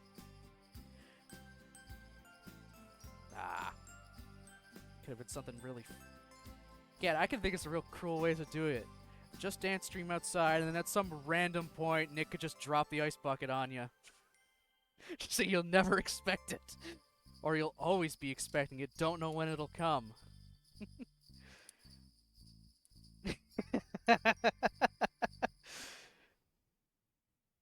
Yeah, I could be kind of, terrible that way sometimes. An ice bucket drone to deploy.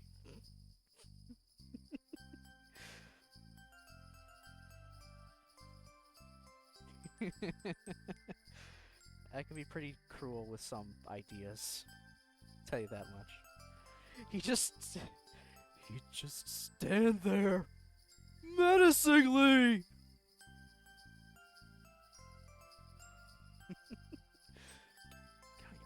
Phone.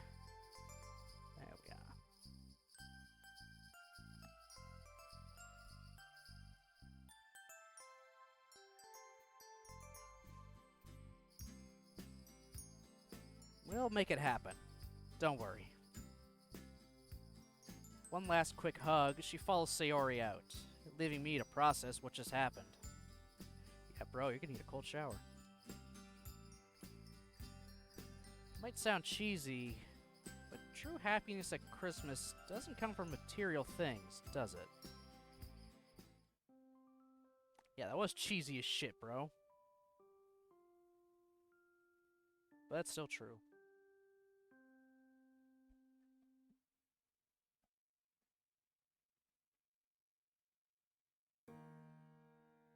Okay, holy shit. Is Act 2 ever gonna fucking end?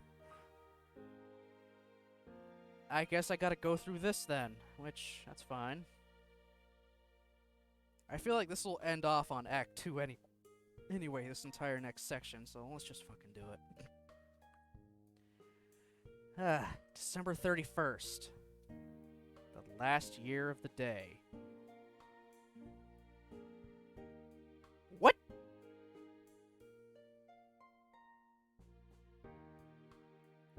What? The last year of the day. You're gonna make some coffee? Okie doke. What? It should be the last day of the year. Last year of the day. Oh, God. Oh, my goodness gracious. I'm gonna chalk up all this to just Game Baron just being, you know, just kind of an idiot. I imagine he's got the Ahego or whatever it's called. Yeah, the hair antenna thing that denotes they're a ditzy character. So I'm considering Game Baron a ditz.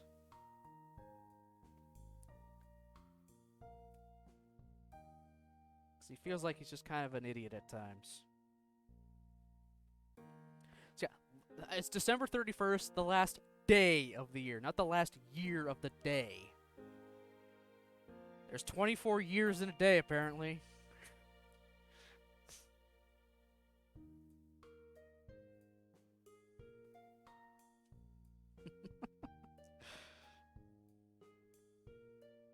As I push myself up, my gaze floats across my room. It looks exactly the same, save for the tea set on my desk. In a strange way, it's like Yuri's presence is here with me. Strange feeling courses through me as I recall the shy, nervous look on her face as she handed me the gift. A feeling which only grows stronger as I recall the quiet, intimate moment we had with one another after the other girls left. It's definitely not an unpleasant feeling, but it does feel confusing. I feel warm inside, but it's still a foreign sensation. What exactly are Yuri and I? Part of me wants to take Yuri out on a date, but, well, I don't know what to do. Taking her out for coffee or tea seems a bit basic. But she likes tea, though? So maybe it's not such a bad idea after all. Bro, a date is what you make of it. Just sitting at home watching TV, that can be a date. Going for a walk, that can be a date. You don't have to do something super extravagant to be a date. Dates can also last a whole, maybe, hour or two, or could go on for an entire day. It all depends on what you feel like doing that day, or the person.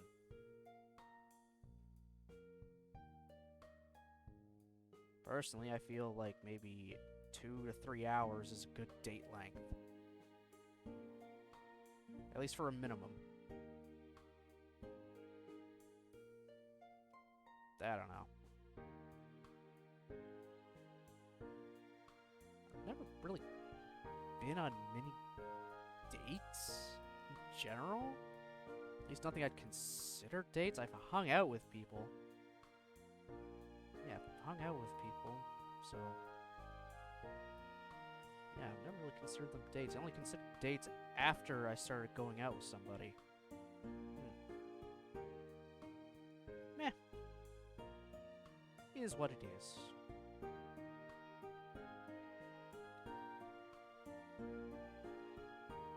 Having finished my morning routine, I found myself sitting at the kitchen table, idly scrolling through my phone. Maybe some fresh air will help me place my thoughts. Ah, that's much better. The air is a little biting, but I'm wrapped up warm, so it feels more like a refreshing coolness.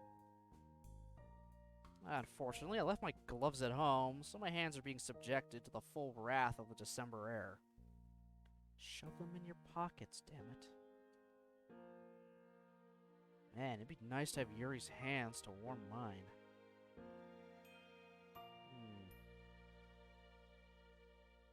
Maybe I should just ask her to be my girlfriend? I mean, despite her being unsure of what we were, it's obvious she likes me, right? How do you ask, though? Hi, Yuri. I like you, and, I think you like me too, so do you want to be my girlfriend? That is one way. Probably not the best way, but it's a way. Nah, that just sounds childish. Yuri and I used to say that stuff to each other when we were really little. A white bow coming into my peripheral vision snaps me out of my inner turmoil. Oh, hi, Monica. You're just here. Hey, Baron. I didn't expect to see you about. Looks like you've gone for a walk.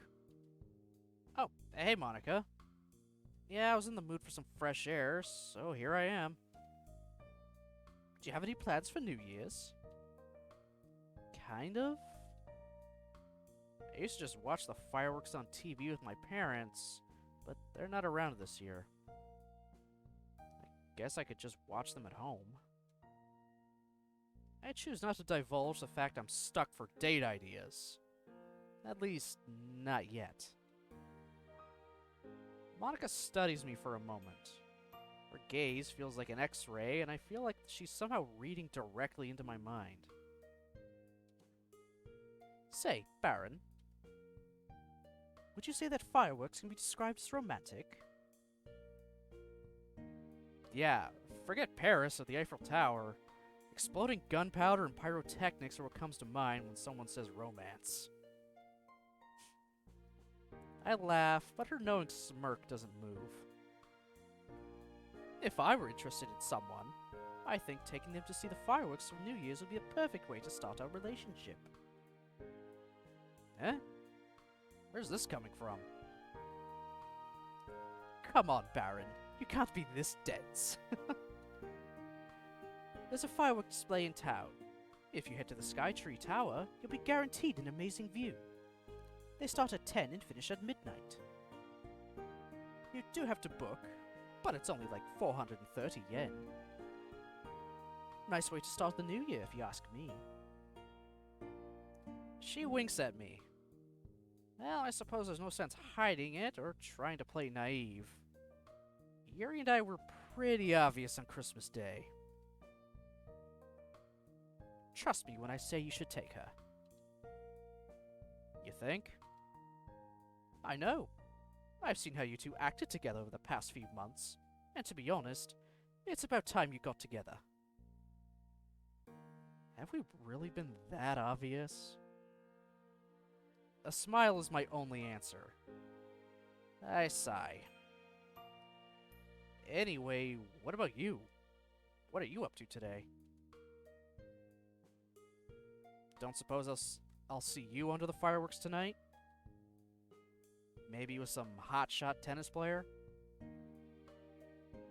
I nudge her, but to my surprise, she doesn't even smile. It's only when I properly look at her do I see the bags under her eyes. She snorts derisively. I don't think there's much chance of that happening. Even her voice sounds a little drained. I've been busy. With what? She hesitates for a moment, looking aside for a moment. Just my parents' business. It's nothing I can't handle. Well, just try not to push yourself too hard, okay? I know you're our president and all, but everyone needs a break. I feel kind of bad knowing that you're encouraging Yuri and I to spend time together when it looks like you can't even relax yourself. She looks up at me, surprise written over her face. Thank you, Baron. Your concern is appreciated. I'll try and bear that in mind. She briefly checks her watch. Is that the time already? I've got to go, unfortunately. Need to pick some stuff up from the shops for my parents. Catch you later, Baron. See you, Monica. And thanks for the fireworks suggestion. She smiles and waves, leaving me to ponder her current life situation. I just hope she'll be okay. Ah well. Monica isn't my focus for now, anyway. I dig out my phone and navigate to Yuri. I like how we just spell in, you know, all lowercase. That's it. We're not using any, you know, capitals. Hey, Yuri. Good afternoon, Baron. How are you? Yeah, I'm good, thanks. My fingers hesitate over the screen. Are you busy tonight? I think I'm free. Why? Another bout of hesitation. Come on, Baron. She likes you too. Did you want to check out the fireworks with me tonight? Monica mentioned we could go to the Skytree Tower. I can see Yuri typing a message, but the seconds that tick by feel like hours. An awful lot is resting upon those 3 dots. I'd love to. What time do they start? The feeling of relief coursing through me makes my body feel much, much lighter. Why was I even nervous? Monica said they start around 10 p.m., so you want to come over a bit earlier? We can hang out and then go from my house. Of course. Is it okay if I come over at 7 p.m.? There are a few errands I need to run. Sure thing. I'll see you at 7 then. I look forward to it. Smiley face emoji. Well, all things considered, that could have gone a lot worse. Although I'm relieved, I can't help but feel apprehensive about how tonight will go. I mean, a date with Yuri? Under the fireworks. On New Year's Day. We almost kissed last time, and now there won't be anyone to interrupt us. Oh man, I really hope I don't mess up our first kiss. Maybe I could Google it? I laugh as I slip my phone back into my pocket. Man, I really need to get rid of these Christmas decorations. I'll do it tomorrow. Besides, I don't think Yuri will mind. It's been a few hours since I got back from my walk. Since then, I decided to cook some more salmon teriyaki, as I still had a surplus of the ingredients from Christmas Day. I'm still surprised at my own cooking prowess. The days of ready meals and unhealthy snacks seem so long ago. Safe to say that Yuri has definitely changed my life. For the better. I jumped slightly at the sound of my doorbell ringing. Wow, is it really 7 o'clock already? Looks like our date is already upon us. Stay calm, Baron. Stay calm. With one last quick deep breath, I swing the door open. Good evening, Baron. Yuri, hey! Without thinking, I dart forward and wrap her into a hug. A sudden action catches Yuri off guard. That much is obvious by how she startles. She eases into the gesture and tentatively slides her arms around me. She smells wonderful and feels so warm.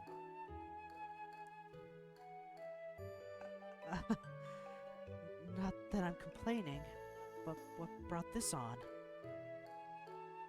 It's only as we break apart does my brain finally catch up. I don't think I've ever been so forward with Yuri before. Did I really just do that? I don't know. Sorry. I didn't mean to make you feel uncomfortable. No, it's okay. I thoroughly enjoyed it.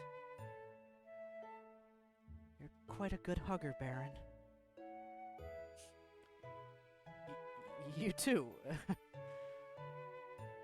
Anyway, come on in. She smiles gratefully and steps into the hallway, closing the door softly behind her.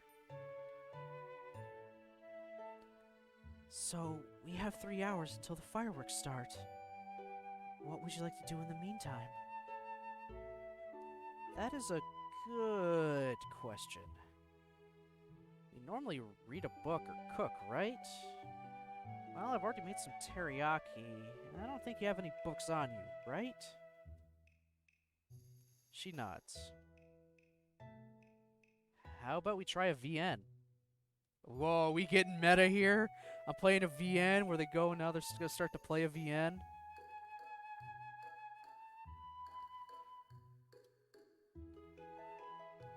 VN?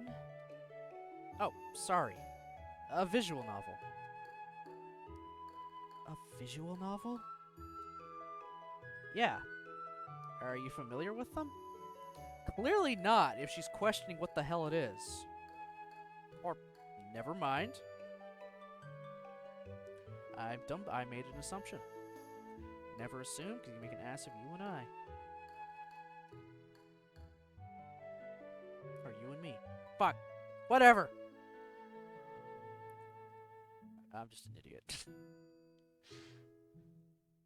Yes, I am. Although I can't say I've tried any myself. They're essentially text-based stories that you play as a computer or video game, correct?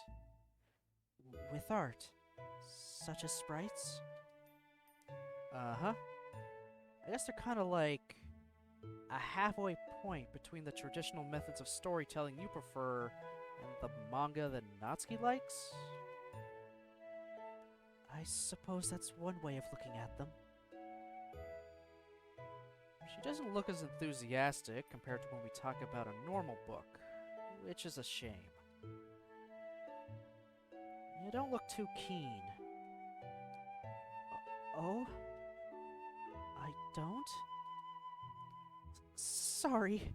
I didn't mean to look bored or anything. Oh. She takes a moment to compose herself. Let's give it a try, Baron. I believe it'll do me well to try a new medium of storytelling, and I shouldn't be dismissive just because it's different to what I'm used to. So, what did you have in mind? Well, I know how much a good story means to you, so I've got just the VN. Basically, it's about a bunch of students who get locked in a school, and the only way to escape is to kill someone else and not get caught in the class trials that happen after a murder. Ah, Danganronpa. That's exactly what that is.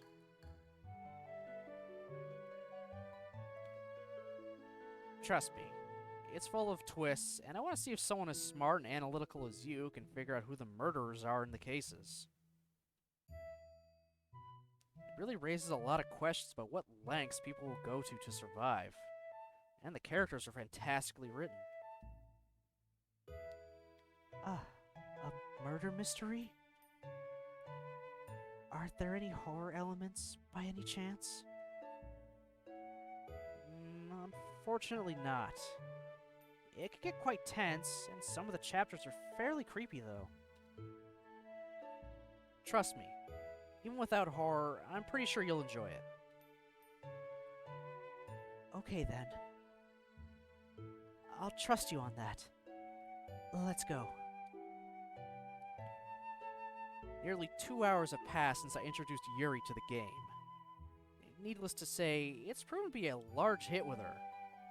A surprise to be sure, but not an unwelcome one. Is that a is that a fucking... Do I know my lines?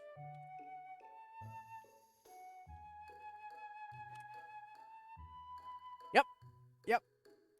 Motherfucking prequel meme. Hell yeah. Surprised to be sure, but not an unwelcome one. Quality prequel meme. Quality. Good old Sheev.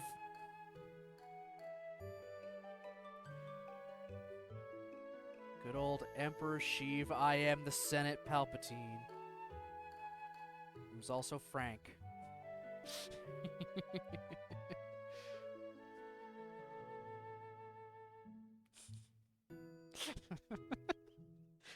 Oh no. Oh god. I was toying yesterday with the idea of adding sound alerts to my stream. Obviously 100% free. And I was really considering doing that and adding one that is just the Obi-Wan. Hello there.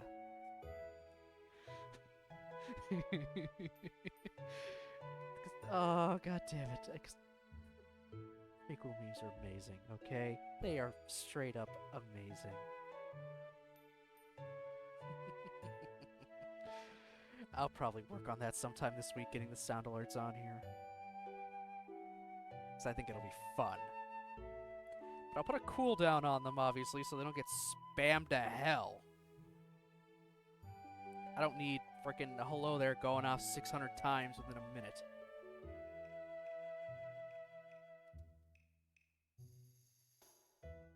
We've just reached the second trial, and although Yuri was keen to press on to find out who the killer of the chapter was, we have to get a move on.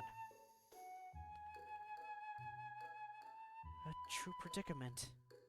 Do you risk permanently blackening your consciousness in the name of freedom? Or can such an act be excused in such circumstances? Obviously murder is wrong, and outside of self-defense, never tolerated in society. But it's safe to say that in those walls, the regular rules of society don't apply. Somehow I knew you'd like it. Anyway, we should probably get going soon. Oh, I almost forgot. For the fireworks, we have to book online. Could you search for the tower online? She complies, and within minutes, the appropriate phone number is on the screen. Anyway, I need to head to the bathroom real quick, so I'll be back in a second.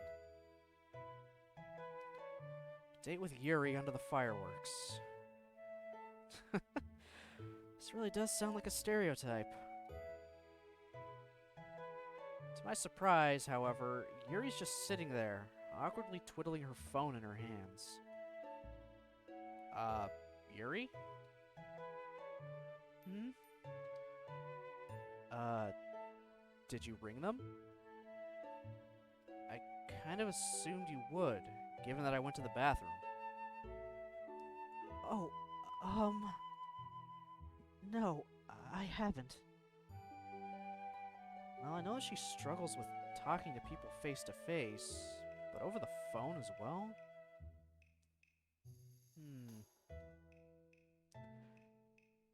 Do we call for her, or do we encourage her to call herself? I mean, everything I've been doing so far is letting her do it herself.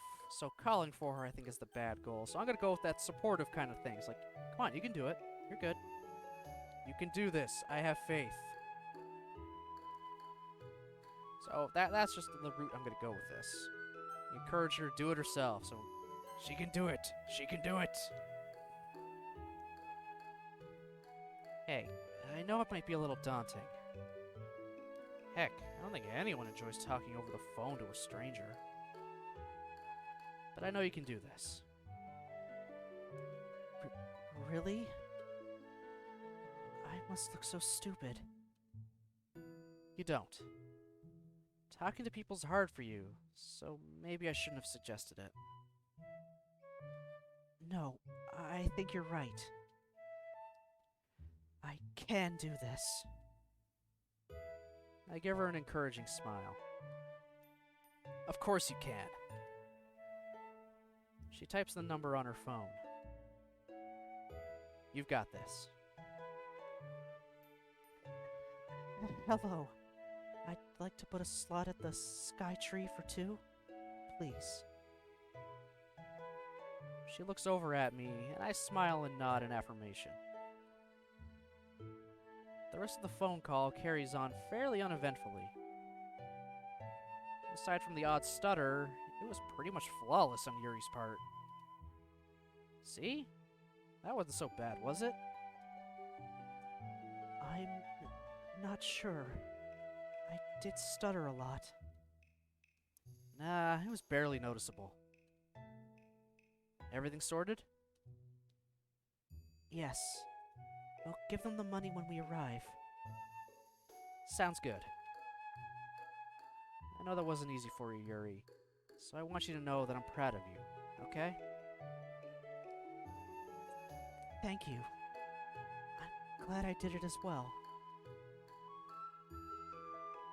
Urgh. It's cold out, isn't it? At least the snow's gone, though. A soft warmth slowly makes its way over my cold hands. I quickly notice where the warmth comes from. A very embarrassed and blushing Yuri. You don't mind, do you? I figured with our combined heat we could... She moves to withdraw her hands, but I hold firm. It's okay. Your hands feel really warm, and I like being able to do this with you. I swallow as a tiny bead of sweat forms on my forehead. Yuri smiles bashfully, but keeps her hands locked around mine. I've never held hands with someone before. What about your parents? Well, obviously I've held hands with them, but... I meant more in this kind of sense. Ah, of course. This kind of sense. Neither of us knowing what it is. But to be honest, this feels nice, so why bother questioning it? Same. The quiet, comfortable silence falls between us. How is it that something as simple and basic as holding hands can make you feel so warm and content inside? Dude. It's just nice. It just feels like a reassuring thing. It's small, but yeah. They are so pure. Yeah, they really are. Both the characters and just the act of hand-holding in general is just such a pure thing.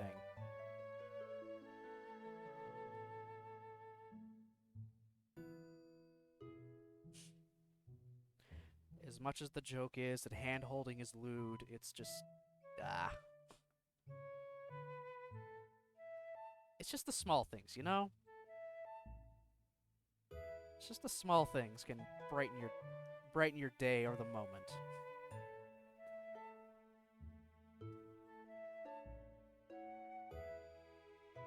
This isn't the only new feeling I've had, to be honest.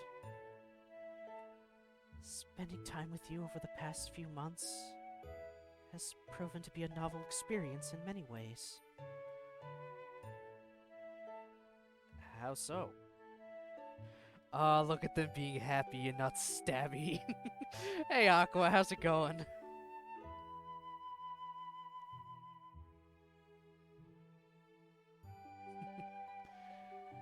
Yeah, they are definitely happy. They're going to the Skytree Tower to watch the fireworks on New Year's Day. Super romantic. No stabby. You doing good? I'm good to hear. I'm doing well. Holding hands instead of holding funerals. Oh my god. That took a turn.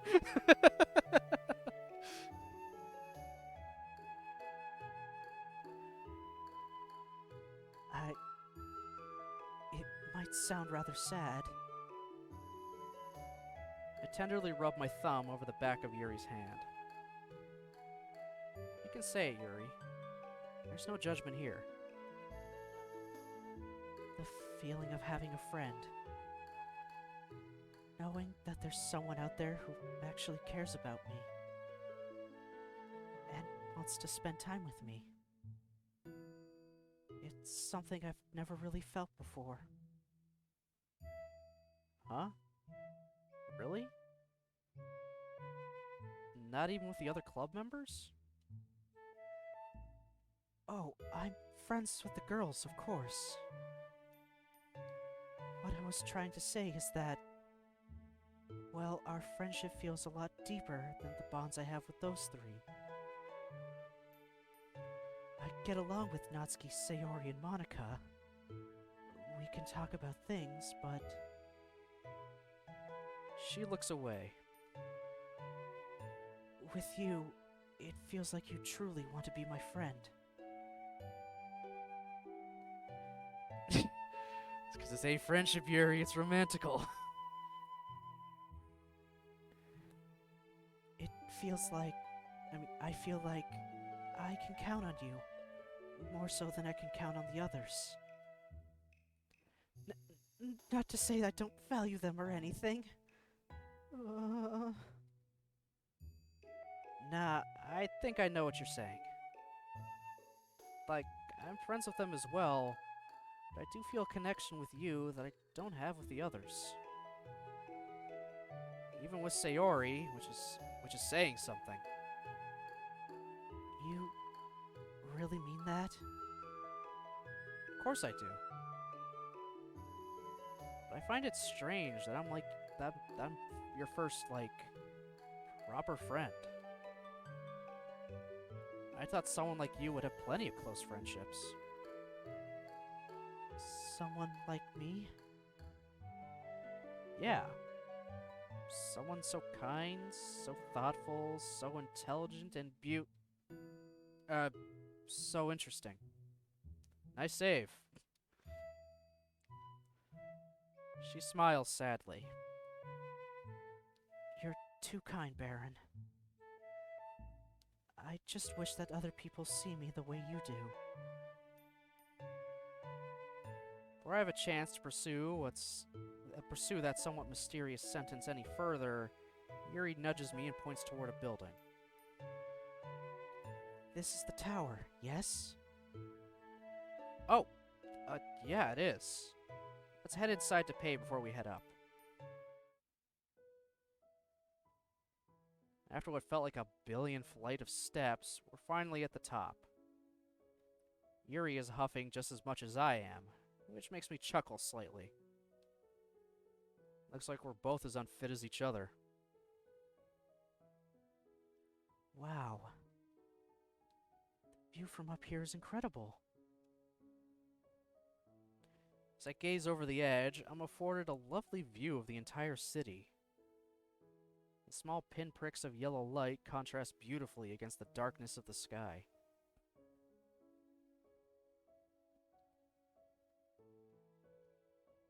Yuri walks over to the edge of the balcony.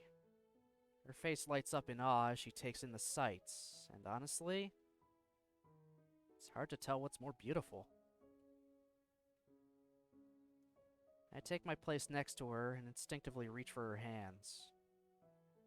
The shyness in her face is still detectable, but a newfound sense of confidence has largely taken its place. Looking over the city with Yuri's hand in mine makes me feel nostalgic, in a way. Almost like I'm looking over every memory, every moment, and every event in my life. And it's rare that I feel this contemplative and reflective, but there's no denying how enjoyable it feels. Getting lost in thought, idly thinking about anything and everything. It's a mental bliss that resonates perfectly with the girl I'm standing with. Baron? Her voice is soft and gentle, as if sensing the immersion of the moment and being wary to disrupt it. Mm-hmm.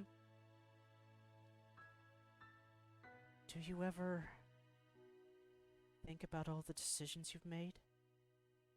All of the actions you've taken? All of the things you've said? All of the friendships and bonds you've made? Sometimes.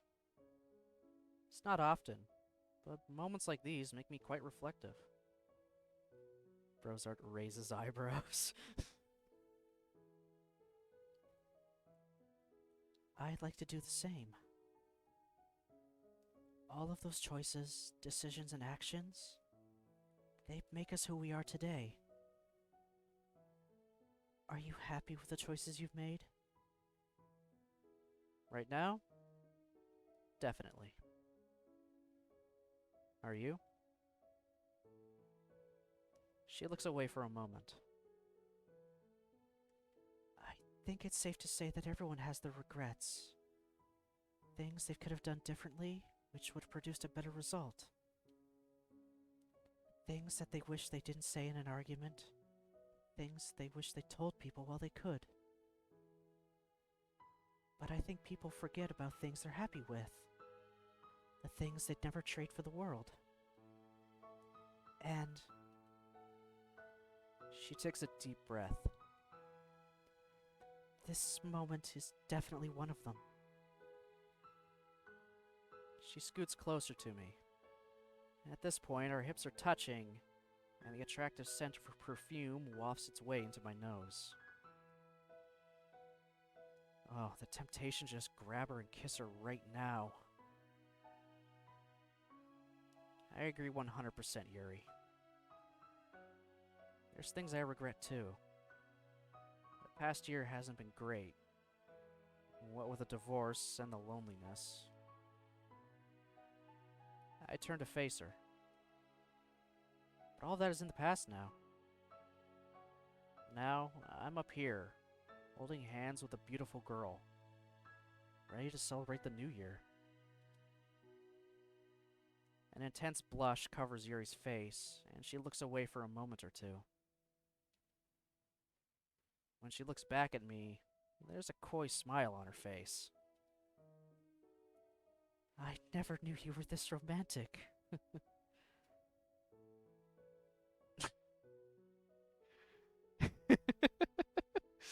You're in high school and already divorced? His parents are divorced.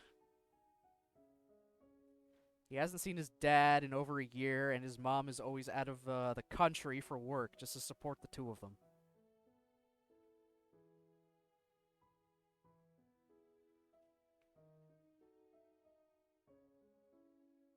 Our main character actually has, you know, a character.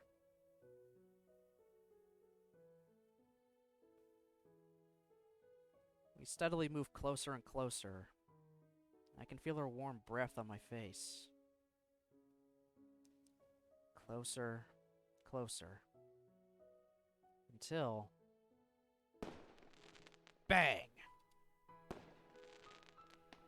The loud sound of a firework going off makes us both jump. The familiar feeling of disappointment returns, but only for a moment. The intense colors and fervent display of the first round of fireworks are too good to ignore. The once dark sky explodes into life, illuminated by a magnificent display of reds, yellows, greens, and blues, all fighting for dominance in the canvas that is the night sky.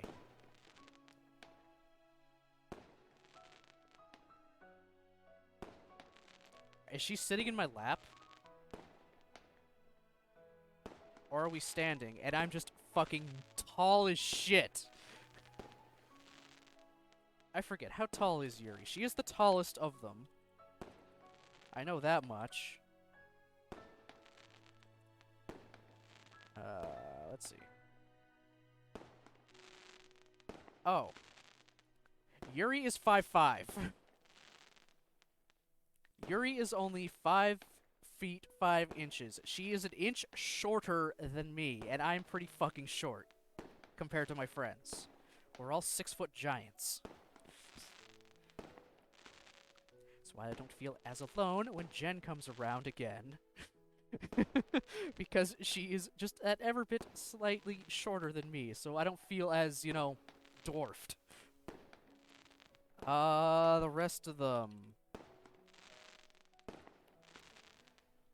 Natsuki, very obviously the shortest, is 4'11".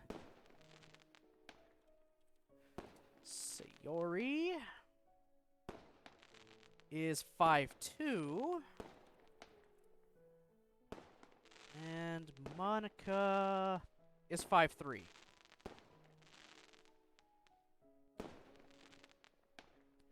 Thought you're 5'7" forever, turns out you're 5'6".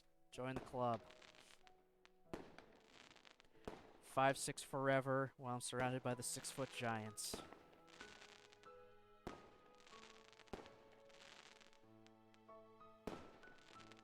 Even my friend and his wife have managed to make that into a joke against me when we were just... Because we were actually arguing about who was the best girl.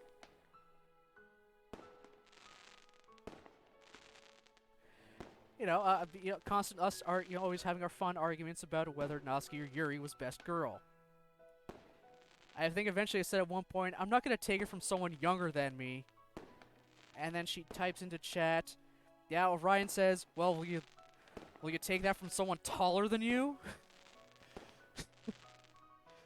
Oh, great. More frickin' giants. Great. Everyone towers over me. God damn it. Why do I gotta be a short ass?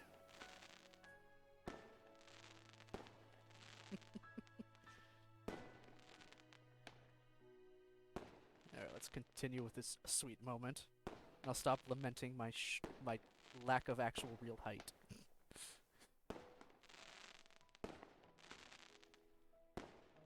As the sounds roar, Yuri slides up to me, resting the back of her head on my neck as she looks up into the dazzling display. Friend back in Orlando is 5'4" and his girlfriend is an inch or two shorter.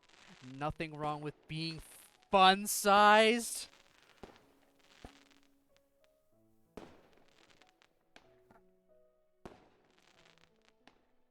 Great. Wonderful. I'm fun-sized.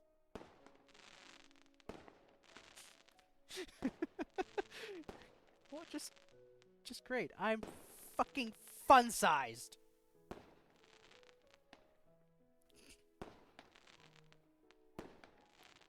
Continuing on.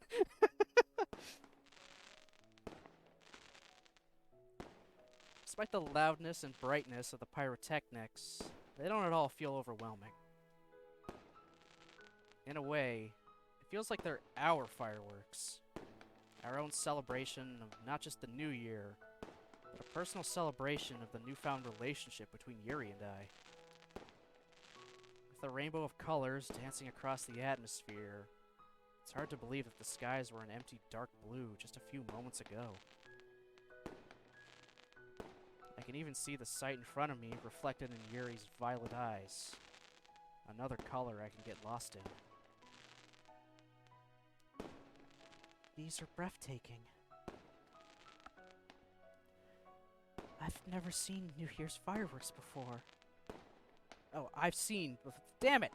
I've seen New Year's fireworks before, but only on television. Never like this. I feel like I'm up there with them. I knew it was worth the intense cardio to get up here. Which one is your favorite? Oh, there's so many good choices.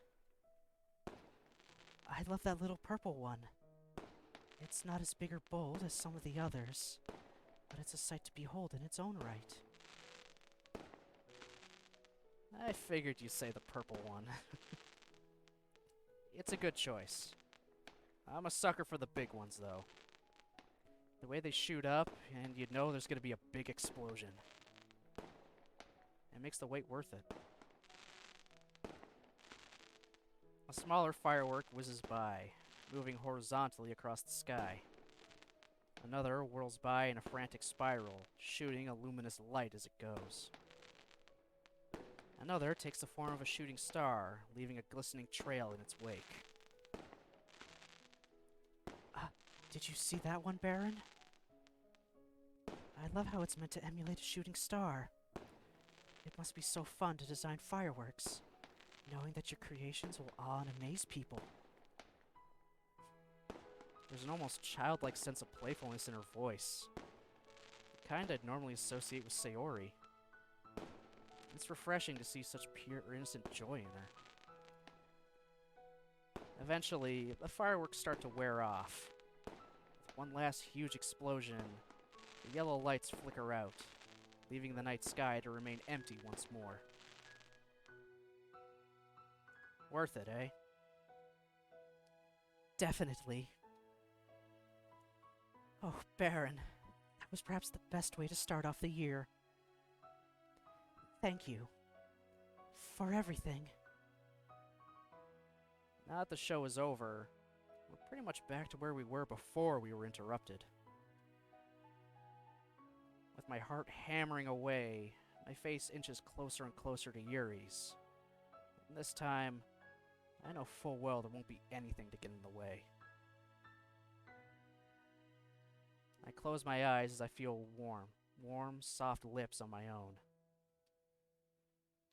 The feeling is indescribable. It just feels so right. Her pace is slow and passionate, and I'm able to easily match her rhythm. Yuri hums contentedly as I hold her hips and pull her closer to me. Her hands are linked around the back of my neck, pulling me into the kiss. I gently rest my hands on her neck and side of her face. The softness of her skin matches the softness of her lips. After a while, we eventually break apart. With her face this close to mine, I can see every eyelash, and more worryingly, the tears that are forming in her eyes. Yuri? Are you okay? I'm fine. Sorry. That was just a really intense moment for me. Hey, it's okay. Take your time. It was pretty overwhelming on my end as well. I'm here for you, and I'm not going anywhere. She clings to me a little harder. Do you really mean that? Of course I do. Even if I were to show you the parts of me that I'm ashamed of, would you still stay with me? Yuri? That's not even a question. Of course I would. I wouldn't leave you for anything. Thank you. Thank you. She wraps her arms around me and rests her head on my chest. I'm a little taken aback, but take the opportunity to plant a kiss on the top of her head. Oh my, you guys are terrible!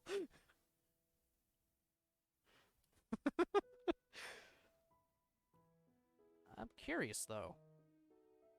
What exactly did she mean by the parts of me that I'm ashamed of? Nah, now isn't the time to ask. So, I guess we're boyfriend and girlfriend now, huh? Yes, I suppose we are. The new semester is gonna be interesting, isn't it? Yes. It most definitely will be. With a smile, she gently grasps my hand and leads me down towards the door. Firework date on New Year's. Plus kisses.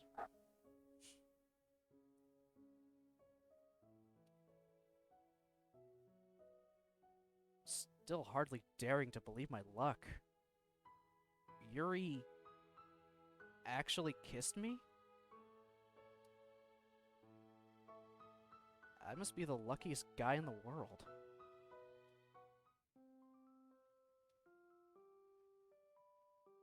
Is that the end of Act 2?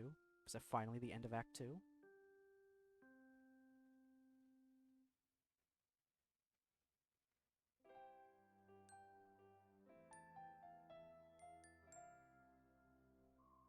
Act 3. Old Wounds.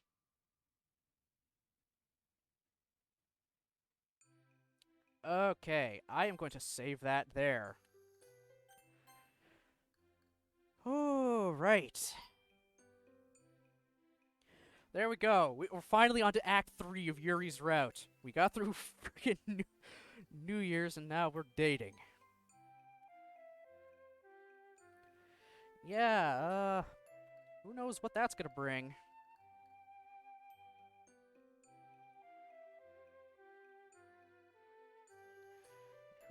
Who knows?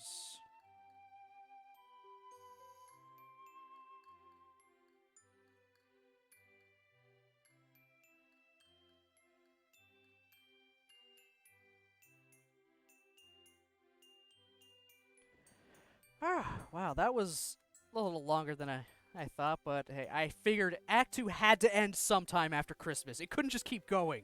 Like, holy shit, this was so long for one act. But I think that act ended off pretty well. Nice little heartwarming note, but yeah, I'm with you, Nichols. That title card there was a little worrying. But we're gonna get into that tomorrow, because I'm gonna call the stream here for today. And because I saw that they just went live now, or at least a few minutes ago, I know exactly who we're gonna raid.